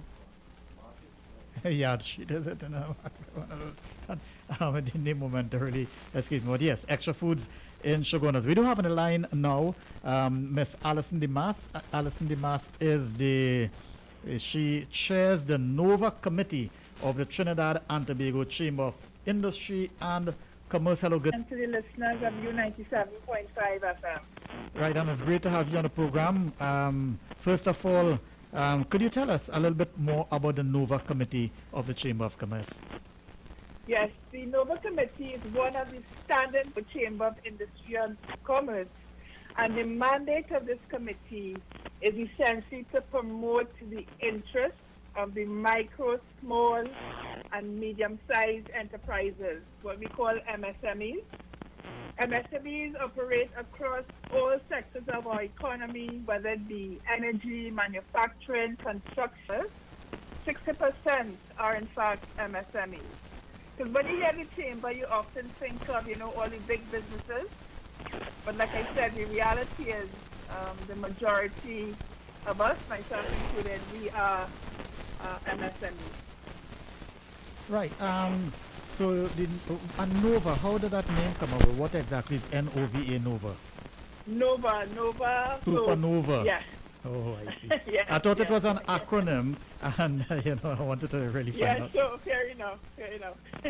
Right, so that NOVA committee. Now, you all have been having a series of webinars. They are free webinars, and I've had the opportunity to listen and part to a couple of those you all have had thus far. The first one, the very first speaker you all had was very, very interesting, and he did have some takeaway points out of that. But tell us some more about these webinars and how persons can access the webinars. Sure. So we've had a three-part webinar series. The first was on the 16th, the second was on June 23rd, and then the third one is coming up on June 30th, and I'd like to speak about that in a while. And the theme of the webinars, Beyond 2020, How to Survive and Thrive, and the byline is an MSME roadmap to digitally enabled transformation. And the reason we came up with the idea for this series of webinars is we realized that the impact of COVID-19 was definitely had on SMEs, and we know that many of us are now struggling to compete with outdated tools. Okay? So that's why we wanted to provide answers and a clear roadmap with tips and strategies as to how MSMEs can remain viable and competitive in this accelerated digital age.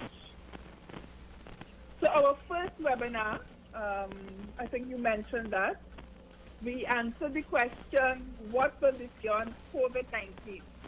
And the featured panelist was Ian Khan, who's a celebrated futurist. Futurists are people, so he gave a very interesting presentation and answered lots of questions. Could you, he did have some takeaway points. Could you tell us some more about some of the key things to which he spoke? Right. He sort of gave a picture of, coming out of COVID-19, whenever that may be, we don't know. Show how long it will take for a vaccine to be developed, whether the vaccine will be accepted, widely available.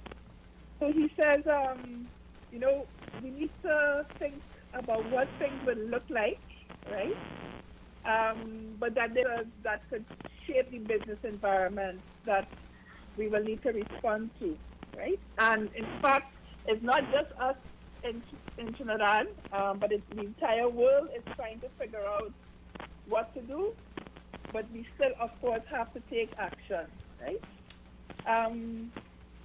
Well, like you said, marketing, sales, public relations, and media relations, it was all a part of that. And yes, what you said, and basically what do customers want? That would have been one of, if I'm not mistaken, eight takeaway points he did raise. Yes, it's available for free. All over the world, we need to avail ourselves of this global body of learning. We need to each improve our skills and whatever. We also advise that we be people-centered. And that means businesses need to think of their people. Who are our people? Our employees. Because once you take care of your employees, then your employees will take care of your customers. Focus on your people. Focus on your people. He also advised that we consider partnerships.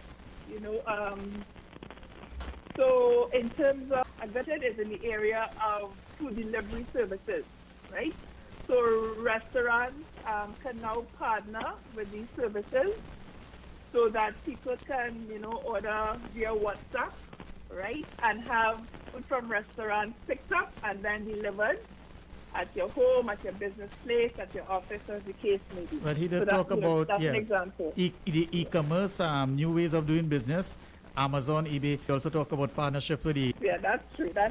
You're really listening. And then he spoke about accountability. Tell us some more about that. Yes, so in other words, it's all well and good to make plans. And, we know that we in TNT famous, we like to talk, we make all these glorious plans, but the important thing is executing and implementing your plans. So at the end of the day, you can tick the boxes, yes, done. So we as business owners have to hold ourselves accountable. When we make plans, we must ensure that they are implemented and executed. Also, three of the other things I'll just mention briefly here. Culture, he reiterated execution again, execution of ideas, execution of plans, these sort of things. Successful people, he said, execute every day, every night, hold themselves accountable and their strategies, technology, and I see, Shanice has been chafing at a bit to get involved because technology and digitization, digital world, it's part of us as young persons. So I think Shanice had some questions she wanted to ask. No problem. So means they are part of, they form a big part of what businesses in Trinidad. Not only, and I guess it's representative in terms of your membership. 60% of your membership is MSMEs, and that's the fact that MSMEs make up a large percentage of businesses overall, and also they are important drivers for employment. Right? Definitely, yes. They provide a lot of the jobs, not only in Trinidad, but around the world. Yeah, the majority, probably second to government, would be MSMEs, yes, definitely. Most in terms of employment, yeah. So, as we go through this COVID, we don't know when it starts and when it's going to end, but as we deal with COVID, I support the MSMEs so that they continue to create jobs and maintain the jobs that they currently provide. What have been some of the things that your membership have been asking for in terms of support, in terms of being able to maintain their employees? But in fact, at our second webinar, that question was posed in terms of what can the government do to support MSMEs? And also a member of the NOVA committee said it was really critical that government should provide some form of, loan guarantee, which, we were promised, I think, somewhere back in May. That loans will be provided in order for us to basically be able to make sure that our businesses can survive, that we can pay our employees, that we can pay our rents and our overhead. And you're talking about a loan. It's not a grant to say. It's a loan where a soft loan, maybe not at a minimal interest if anything, but at any Correct, rate, yes, it's very a low loan. interest rate. over a period of time. So it's not your one free money, because plenty of people, the average person, the way sometimes things are being sold via propaganda is that, these people are the business and so on, they're filthy rich and they're still looking for free money from the government. So just to clarify that, it's not free money, but, it's money to help them keep that cash flow, to keep afloat so that the employees could be paid and so on, could continue to generate income for Trinidad. Correct. Because the lifeblood of any business, as you know, is cash flow. Cash is king. So it's really important, that MSMEs are able to basically protect their cash flow. Make sure we collect, but sort of, let's get a longer time in which, we then have to pay our bills. Sure. Yeah, so and one of the other presentation, they also did mention animation, the use of animation to help us. So now coming back to technology, that Ian Khan spoke about. He mentioned a technology with people. Correct. Yes. Right. Yes. And they talk about, one of the other persons spoke about the catalyst and enabling environment. The Jamaican, what's her name? Just refresh me. Ingrid Riley. Ingrid was very good, and Ingrid talked about a renaissance of services. Tell us some more about the renaissance, because we are now in a period of renaissance, a renaissance of services, renaissance of products, a renaissance in terms of solutions and technology. And one of the questions she's asked, how can I add a digital tool to the business? Yes. And how can I had some scribbles here, enable a supply chain online presence and supply chain, and what is best market for produce, product. I think, Ian did speak to that as well in terms of marketing, knowing what are the most demands, what are the wants and needs.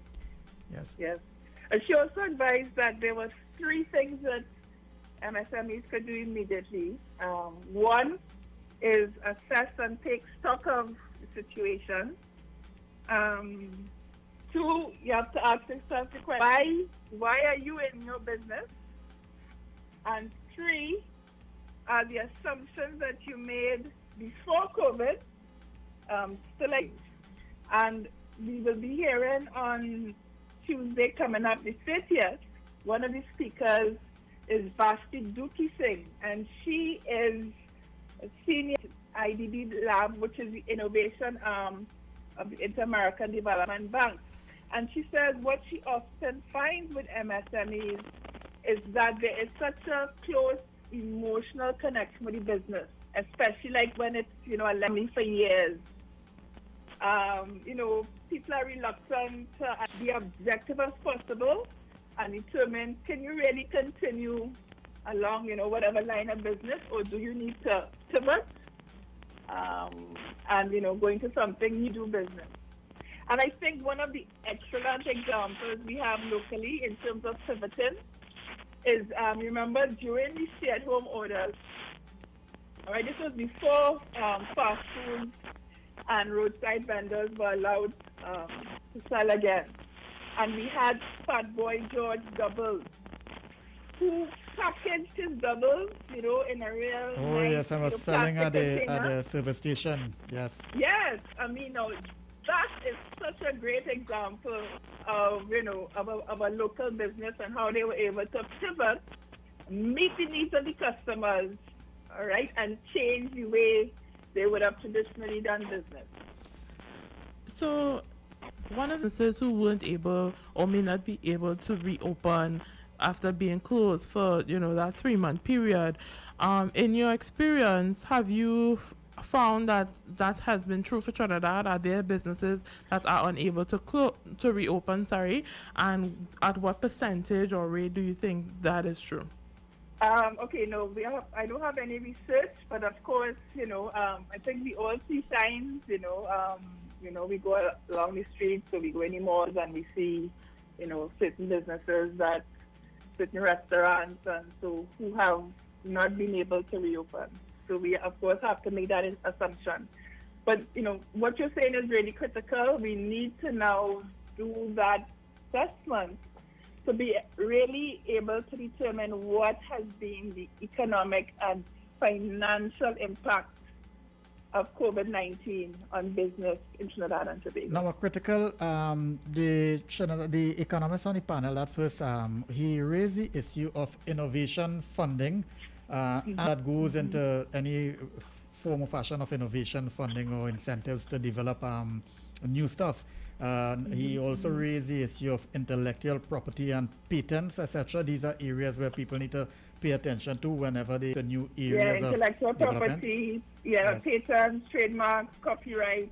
Yes, definitely. Right, and well, I think the commercialization or e-commercialization, whatever it is, that persons could lean on to guide them along, because many persons may not have the full awareness of the intellectual property issue, the patents, the trademarks, the copyrights, and so on, and they could come up with very, very, very good ideas, and that could be put to good business, but you may have some other persons, unscrupulous persons, may just take those ideas, go and register it, and leave them high and dry. When it comes to data, in this day and age, basically data is king. Being able to make proper decision making and be able to, as you spoke about earlier, if you say you want to make a shift in your business, you can't just make those decisions vacuum. You need to be able to have solid data and grounding for whatever changes you make in your business. How do you see businesses and organizations making that shift, incorporating data collection and analysis in their business making decisions? Yes, it's really critical. We have a culture where we tend to kind of do better we know, people we like, but we really need to change that culture and base our business decisions on hard, solid data, and it's critical. Most certainly. As you look at your membership, I think a lot of them may comprise of young people, or at least a lot of young people are getting into business. What do you support, do you think young people need in terms of sticking it out in the business community? Well, there are a number of incubation programs to encourage young people if they can. Also, even the chamber has a special discounted fee. I think it's something like $50 for the year for what is called associate membership. And these are young entrepreneurs who are startups, now, really now starting their businesses. And by becoming a member, they have access to the chamber's online, resources, all the webinars and syllabus through the Business Insights Library. You get the opportunity to network with more experienced and established entrepreneurs. At the NOVA committee, we are also looking at the whole question of business mentorship, because we think that is so important. Not everyone, is born into a family of business. And so for young people, it's often good for someone who, like I said, is experienced and maybe even open a few doors for them. Well, we do have mentoring is also very important. Well, we do have a lot of young people who listen to this program, and especially for the fact that we do have Shanice Weber, who you have been chatting with there. Also, Shanice is the president of the Trinidad Youth Council. So I'm glad that you mentioned that $50 associate membership, where young persons, those who are listening now, and Shanice will spread the word through her organization and her related organization, advantage of that opportunity. Yes, indeed. Yes, and the mentorship aspect as well too via the NOVA Committee of the Trinidad and Tobago Chamber of Commerce. Ms. Alison Dimas, thank you so much for joining us today. It's been a wonderful, informative interview, and we do hope from time to time we'll continue to have the various insights of the Trinidad and Tobago Chamber of Commerce via Unwind to reach out to who are interested in some of the wonderful things that you all are doing to assist with business, industry, and commerce in Trinidad and Tobago and beyond. Thank you very much, Siewdath and Shanice. Thank you. Have a wonderful rest of the afternoon and a pleasant weekend. Yes, same to you. Thank you so much. That Thank was you. Alison Dimas. She is the head of the NOVA committee. And NOVA means that promote that bright star. We have, I think, Siewdath Koki has lined up here. Ram the Magician, as we try to connect with Karen Nunes Teixeira, former Minister of Finance and an attorney at law. And she will tell us some more about some of the challenges that we are facing Trinidad and Tobago and how we are going to, we could move forward with respect to the economy during this COVID period and beyond. Taking a little bit of Siewdath's Hollis Liverpool, Ram the Magician. Therefore said this man came from India seeking wealth and fame, with a bolt of cloth starting in San Fernando. Bought and sold anything, he invested all his savings, and in 1 year grew. And many things that Mr. Ram put his hands on. Swing from the best, then show them he failed the test. He thought they losing money, but not fail miserably. If you can't run the country, then call it Malani. $480 million is cut loss in everything. If you can't run the country, then call it loss on the racing complex in Caroni. If you can't run the country, then call it Malani. It's cut losing, second dying, coaching dying, and Ram smiling. Run the country, then call it Malani.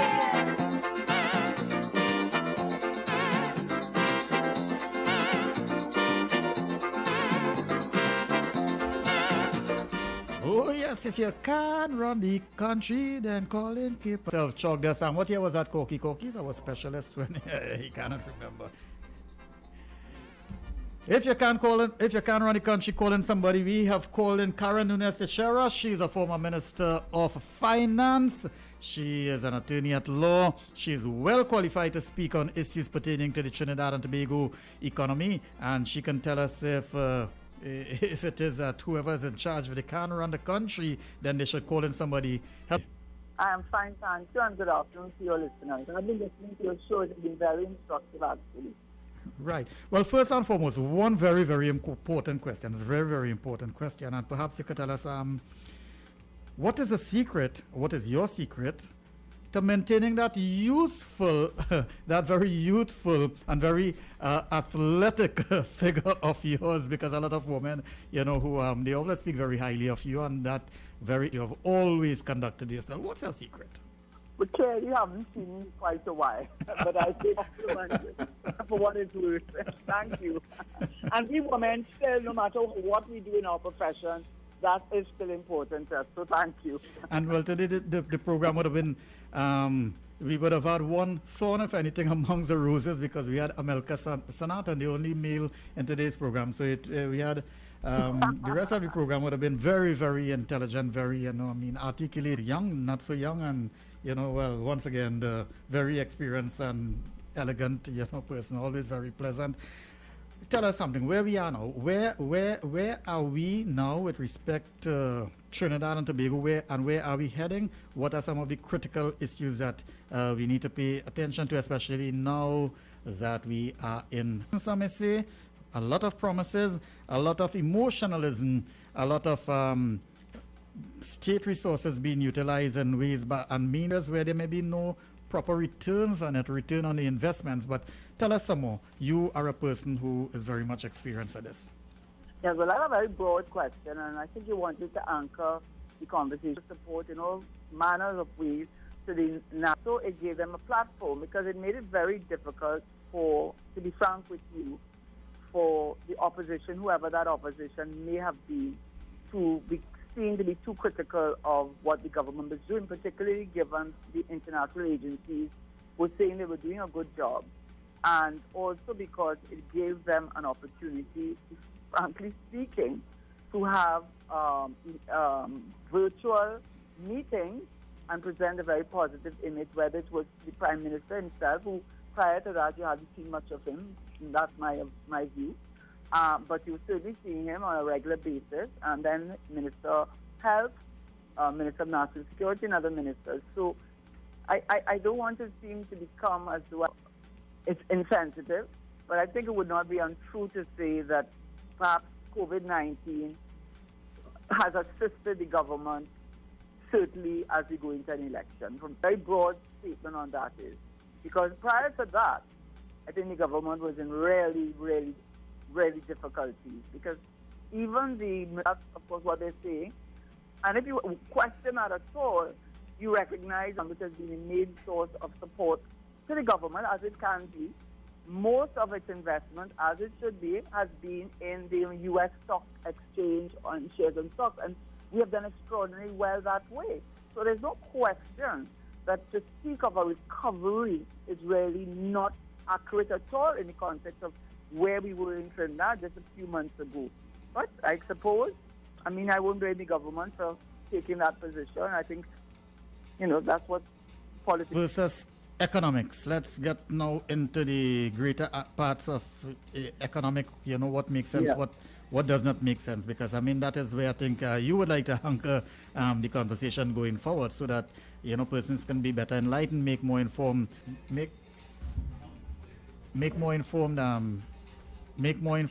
judgments. I think we have some stuff playing in the background there. Right, yes. So okay. So that's a broad question again. But so I was the finance minister in a PNM administration with a different leader, it's true, but a PNM administration nevertheless. And when you have read articles, most recently, I think past week, I think the criticism of the government and Mr. Imbert is justified in that the Chamber of Commerce has said that he's a mistake. But there's a point at which when your figures, your data, whether it is in relation to growth, whether it's in relation to what the rating agencies are saying about you, whether it is in relation to the fiscal deficit, whether it is in relation to your own projects that you have committed to bringing on stream since because I went back to every budget debate to refresh my memory. When you have not lived up to any of them and you have become almost, I don't know if antagonist, accept any criticism, so I can give you actual examples, and that is very disheartening, because one of the things you want from a government and you want from your Minister of Finance is you want confidence. Finance cannot exist without confidence. Banks would collapse if there were examples. Rating agencies, there was no downgrading or no negative. That's not true. Standard & Poor's did give to the sovereign debt a negative outlook as opposed to last year. Moody's also gave us a downgrade in terms of a negative outlook.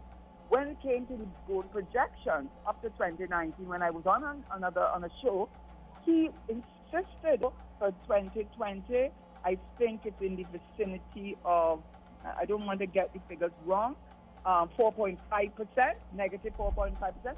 He is saying it's negative 10. They say for the growth for 2021, it's going to be 2.6%. He is saying it's 4.7%.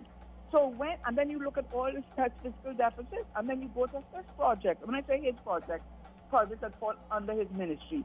I guess we're all glad that the property tax hasn't come into effect. But he promised that it would be implemented. It has not happened. He promised that the National Statistical Institute would be a reality by 2018, 2019, because the IMF has said you cannot manage what you cannot measure.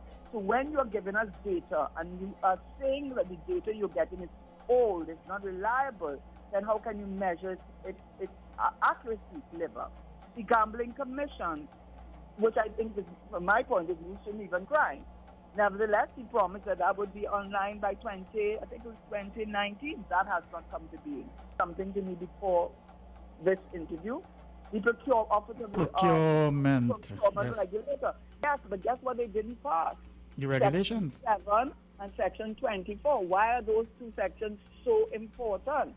Because as it was pointed out, that framework agreement that was signed when the Prime Minister of Housing from April to August of 2018, when he moved Randall Mitchell from housing and put him in tourism, held that portfolio for the months of April 2018 to August 2018, the framework signed. And then when it was finally signed in a big thing in Hyatt, it was then discovered that it did not comply with all the requirements. First of all, the Chinese company was blacklisted by the World Bank. The conditions and terms were absolutely not in our interest. And that agreement could never have happened if Section 728 to the people of Trinidad and in the Parliament. So when you see the Office of the Regulator, Section 724, on a 5,000 housing scheme with the Chinese at a time when the Prime Minister himself was holding the portfolio for just for a few months, but that's the time when the agreement was signed in July 2018. When you see all those things, it makes you, I'm being frank with you, concerned. Then the main thing, which I saw in the papers yesterday, Central Bank Governor is saying that household debt has increased since 2017, that's before COVID 2019. Nearly all of the plants in Point Lisa's industrial estate have closed down. It's a virtual ghost town, they have town. Yeah, and the point I'm making is yesterday was another one that shut down Centrin. It's a 708, that is all foreign exchange earner. And the point I'm making, yes, there's reduced demand, no question.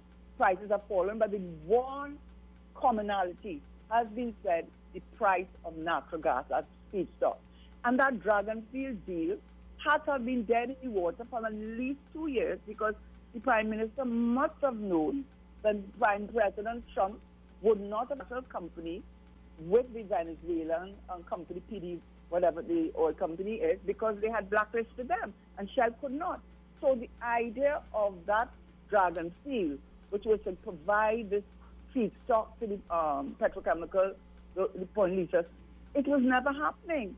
That is a big, and then you have the Sandals deal. Well, perhaps it's a good thing it fell apart because you know what is happening with COVID. But that's all of these things. My point is, every single thing that I told you there, every example, the gambling property tax, the International Financial Center, which is just a backroom operation, the I said the Gambling Commission, yes, Property Tax, Revenue Authority. National Statistic Institute, nothing closer to reality there.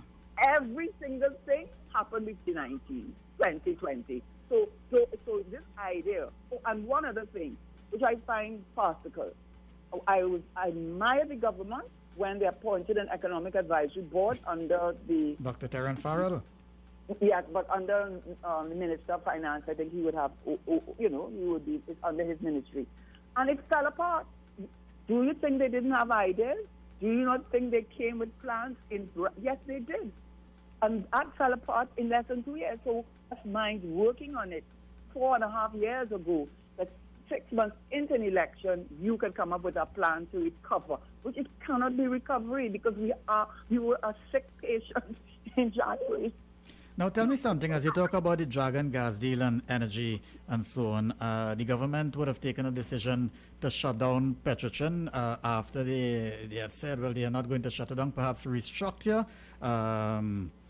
What would you have done with Petrotrin if you were the Minister of Finance? Actually, I wanted to make, and it came out of the article, out of the Guardian article. I'm not going off the point. The point is that people give to the Minister of Finance the authority of the Prime Minister. The Prime Minister is the chairman of the board. The ministers all have their different portfolios. So energy, there's a Minister of Energy. And ultimately, those decisions, so I guess I'm in a way saying those decisions with Petrotrin, I'm not in government. I imagine the key person to answer that question, the Minister. But what has disturbed me personally is that having my experience as being a minister in another PNM administration, it has always been my understanding, and whether you call it 2020 or 2030, but there's a chairman of the board, and we are part, and he is the driver, he is the visionary, he's the one to put and make sure that that plan becomes a reality. To ascribe to the Minister of Finance the kinds of authority that he appears to have, I find it very surprising. Yes, he has to speak on the budget, because that's his actual area of responsibility. Government has decided to allocate its funds based on a strategic plan for the country to see the country go to the next level. And in doing so, they have to go to the shareholders, the people of Trinidad and Tobago, to get their permission to continue that plan by funding it through the budget. So that is how I see it, and I find it. It is now that we are seeing the Prime Minister. COVID has been a good thing for the government because it has given the Prime Minister, to be very frank with you, an opportunity. There are a lot of people who have shown and have admiration for him as how he has handled COVID-19 and his team.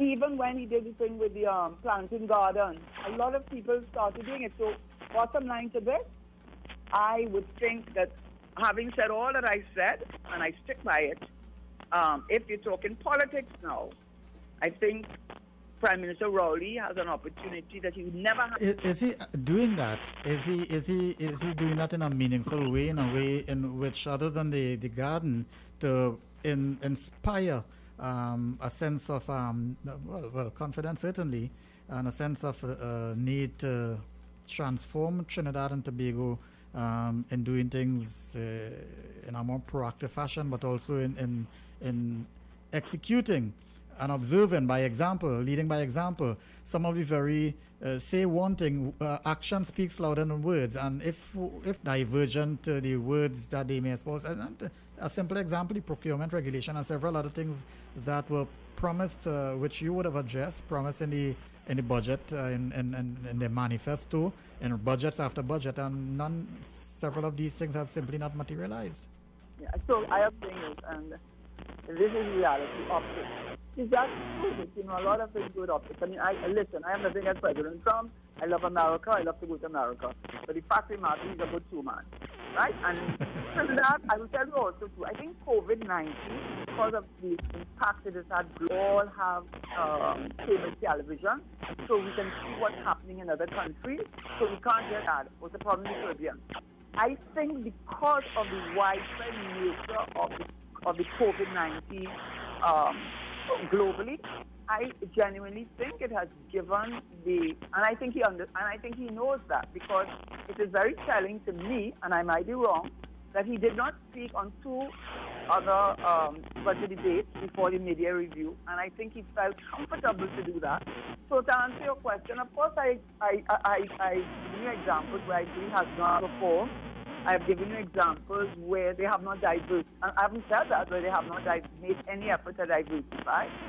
I have given you my view on it, but the reality is that COVID-19, I am not saying, I don't want to be coming down my throat and saying that I am saying COVID-19 is it is a blessing. Let's go back into something here. The Minister of Finance, Colman Burt, he has, from looking at some figures, borrowed close to over $45 billion since September 2015.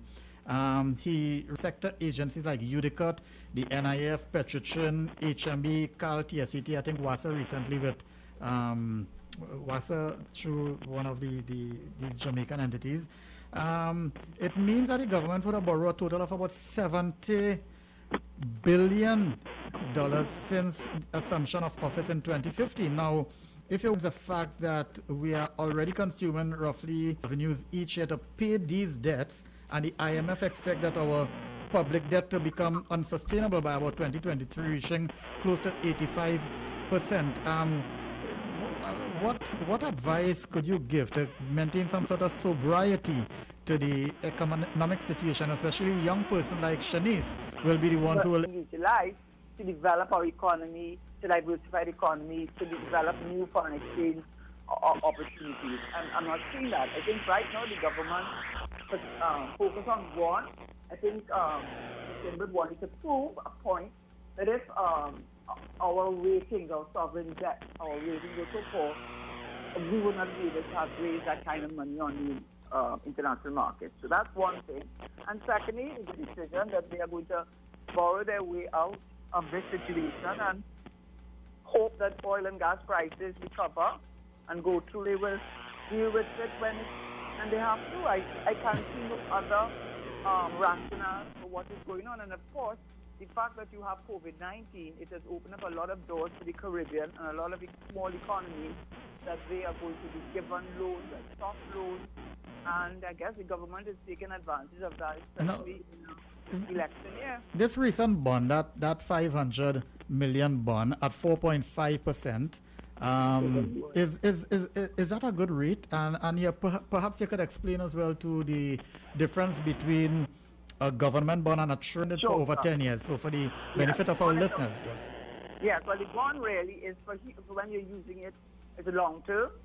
It's for a huge project for building highways, big capital expenditures, so that you want a longer period in which to pay back you have your coupon rate, which you have to pay every year. So that to get it at 4.5% doesn't seem to me to be a bad. And so what it is that Treasury now is they have a shorter lifespan. The interest your payback or your profit, so to speak, is going to be far less, much more conservative because, of course, your money is not being tied up as long. So bonds are the ways that government raise money in order to finance them. And during the period of the bond, they have to put aside into a special account. They put into a special account the principal that is owing on the bond, so that when the bond becomes due, that principal is going to be, they call it the sterilized the fund, so that the money is available. So that's the difference. Treasury buys Treasury bonds, they can afford to buy it, they're much cheaper, and that's a way for government again to get the country to invest in the economy and give people an opportunity to create their own investment portfolio. So when you deal with bonds, it's really for huge capital expenditures. So it's very...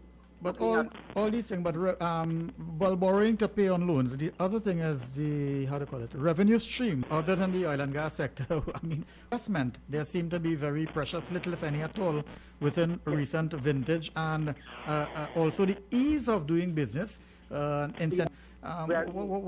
Could you weigh in on those critical issues? One of the things that when you look at the lending or the rate outlook, but I think with the sovereign debt, I think they retained it at an investment grade. And the reason for that is, one, we do have what many other Caribbean countries or many other countries don't have, is a Heritage and Stabilization Fund. And I think right now it has about 6 billion, which is how much? Over 60 billion TT dollars. And there are restrictions in how much you can take and how many times you can take out. So there are restrictions. Then when you look at the foreign exchange reserve, yes, it has fallen significantly from 11 point something in 2014 to about 6.97 billion today. But it's equivalent, I think, about 8 months of import cover. And the banks, there's a lot of liquidity in the banks. In fact, I think the central bank just allowed the reserve requirement, reduce the reserve requirement by 2% to allow people to have access to money to borrow. So to answer your question, really, Trinidad and Tobago, in a way, is blessed by the fact that we have oil and gas. We are blessed by the fact that even with the price of oil and gas being so depressed and COVID-19, reality is we have a Heritage and Stabilization Fund, we have a foreign exchange reserve, and we have a banking sector that is highly liquid. So those are the things that I'm sure. And then the volatility of oil and gas, meaning, of course, that as we know, it's cyclical, goes up and goes down. So I think all of the, assisted the government, and also, I guess, its history of paying back its bonds and honoring its bond debt. So I think all of those factors would have assisted the government in making the getting the bond issued. What they're going to use it for, that's what I'd like to know. Now, some of the issues you've raised, the banking sector, the sovereign, not the sovereign debt, sorry, the heritage and stability. It might be not of the making of this particular administration, but it would have inherited those positive things because they met foreign exchange there. I don't think it would have increased, it would have decreased. The heritage and stabilization fund would have been at a particular level. It's now decreased. The banking sector, I mean, that is private sector driven, so it hasn't anything much to do with but the reality is, so if you're going to start going down that road, reality is the Heritage Stabilization Fund, yes, there was a stabilization. I think Minister, the former, not the PNM administration, I can't remember which administration. He was the brainchild, but it was not a stabilization, something legislated. And then I think they added in the heritage component to the stabilization component. So to make it legislation and to determine the conditions under which what would trigger the Consolidated Fund injecting money into the fund and the conditions for taking out money out of the fund, it was the Heritage Stabilization Fund Act, which was passed by a PNM administration.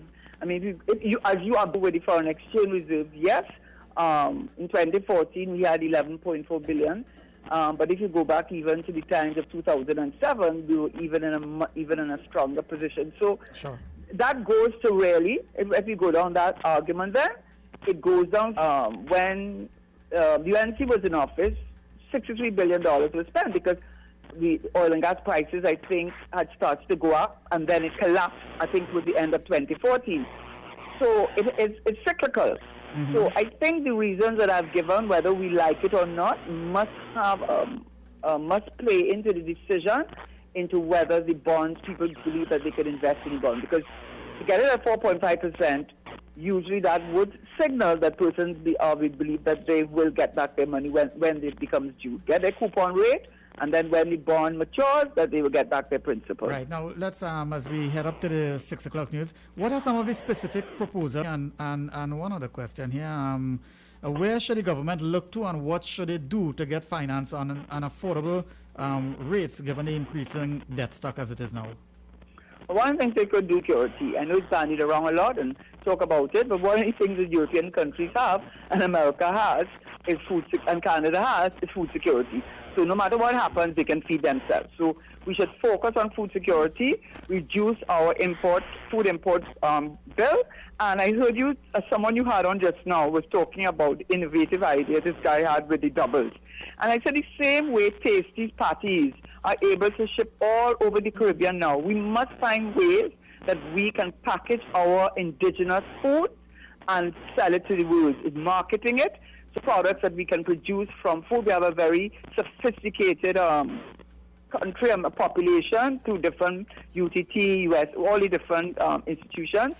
Also, I would push cultural tourism very much because all the elements to make up a cultural tourism, if you do a SWOT analysis in the Caribbean, no other Caribbean island can offer what Trinidad and Tobago has, whether it is Pagua, whether it is Diwali, whether it is Eid al-Fitr, whether it's Parang, whether it is Christmas, whether it is Carnival, Jose. We would think that the government should get the Ministry of Agriculture, Ministry of Tourism, and Ministry of Culture to work together as they did in that country in, God begins with M. It's off of Africa, Mauritius. Mm-hmm. Mauritius, who found themselves in a similar problem, and 1.3 million population, similar ethnic composition, similar religious composition, same problem. It was sugar, our own is oil. And they were able to make tourism, even though I know it, but still it's not going to last forever. And I think Trinidad and Tobago has a fantastic opportunity to create cultural tourism, international financial center. That is an opportunity that Trinidad and Tobago, like Singapore, the other so-called first world small countries like ours, international financial center.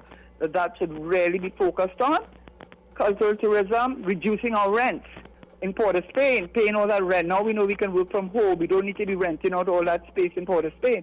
So that's a saving. So those are my ideas now, immediately in terms of what we can do. One thing to pop in there, we have just about 2 more minutes. What about the digitization of tourism and digitizing since the live culture, but also to have proper digitized where people can access these things, where you could get sponsorships and advertising and so on to power these, where you could generate revenue. Some of the sites and the scenes across Trinidad and Tobago, some beautiful outdoor waterfalls and different type of outdoor activities are very, very beautiful. I've seen absolutely. But I will tell you this, I've had this discussion with others.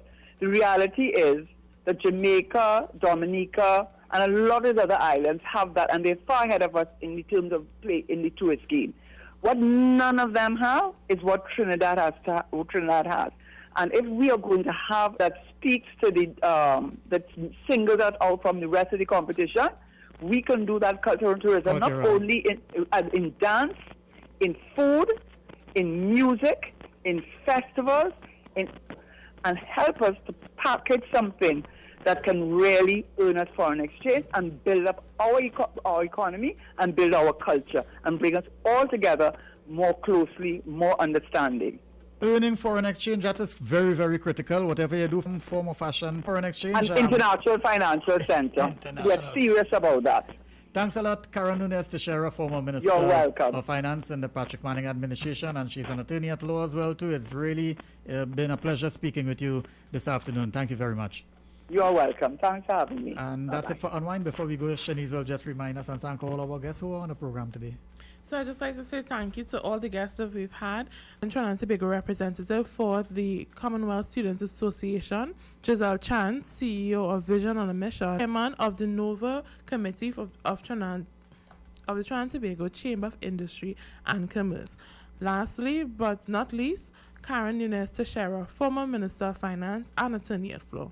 And Tile Expressions Limited, also Naipols on the main road in Shogunas. Thank you so much.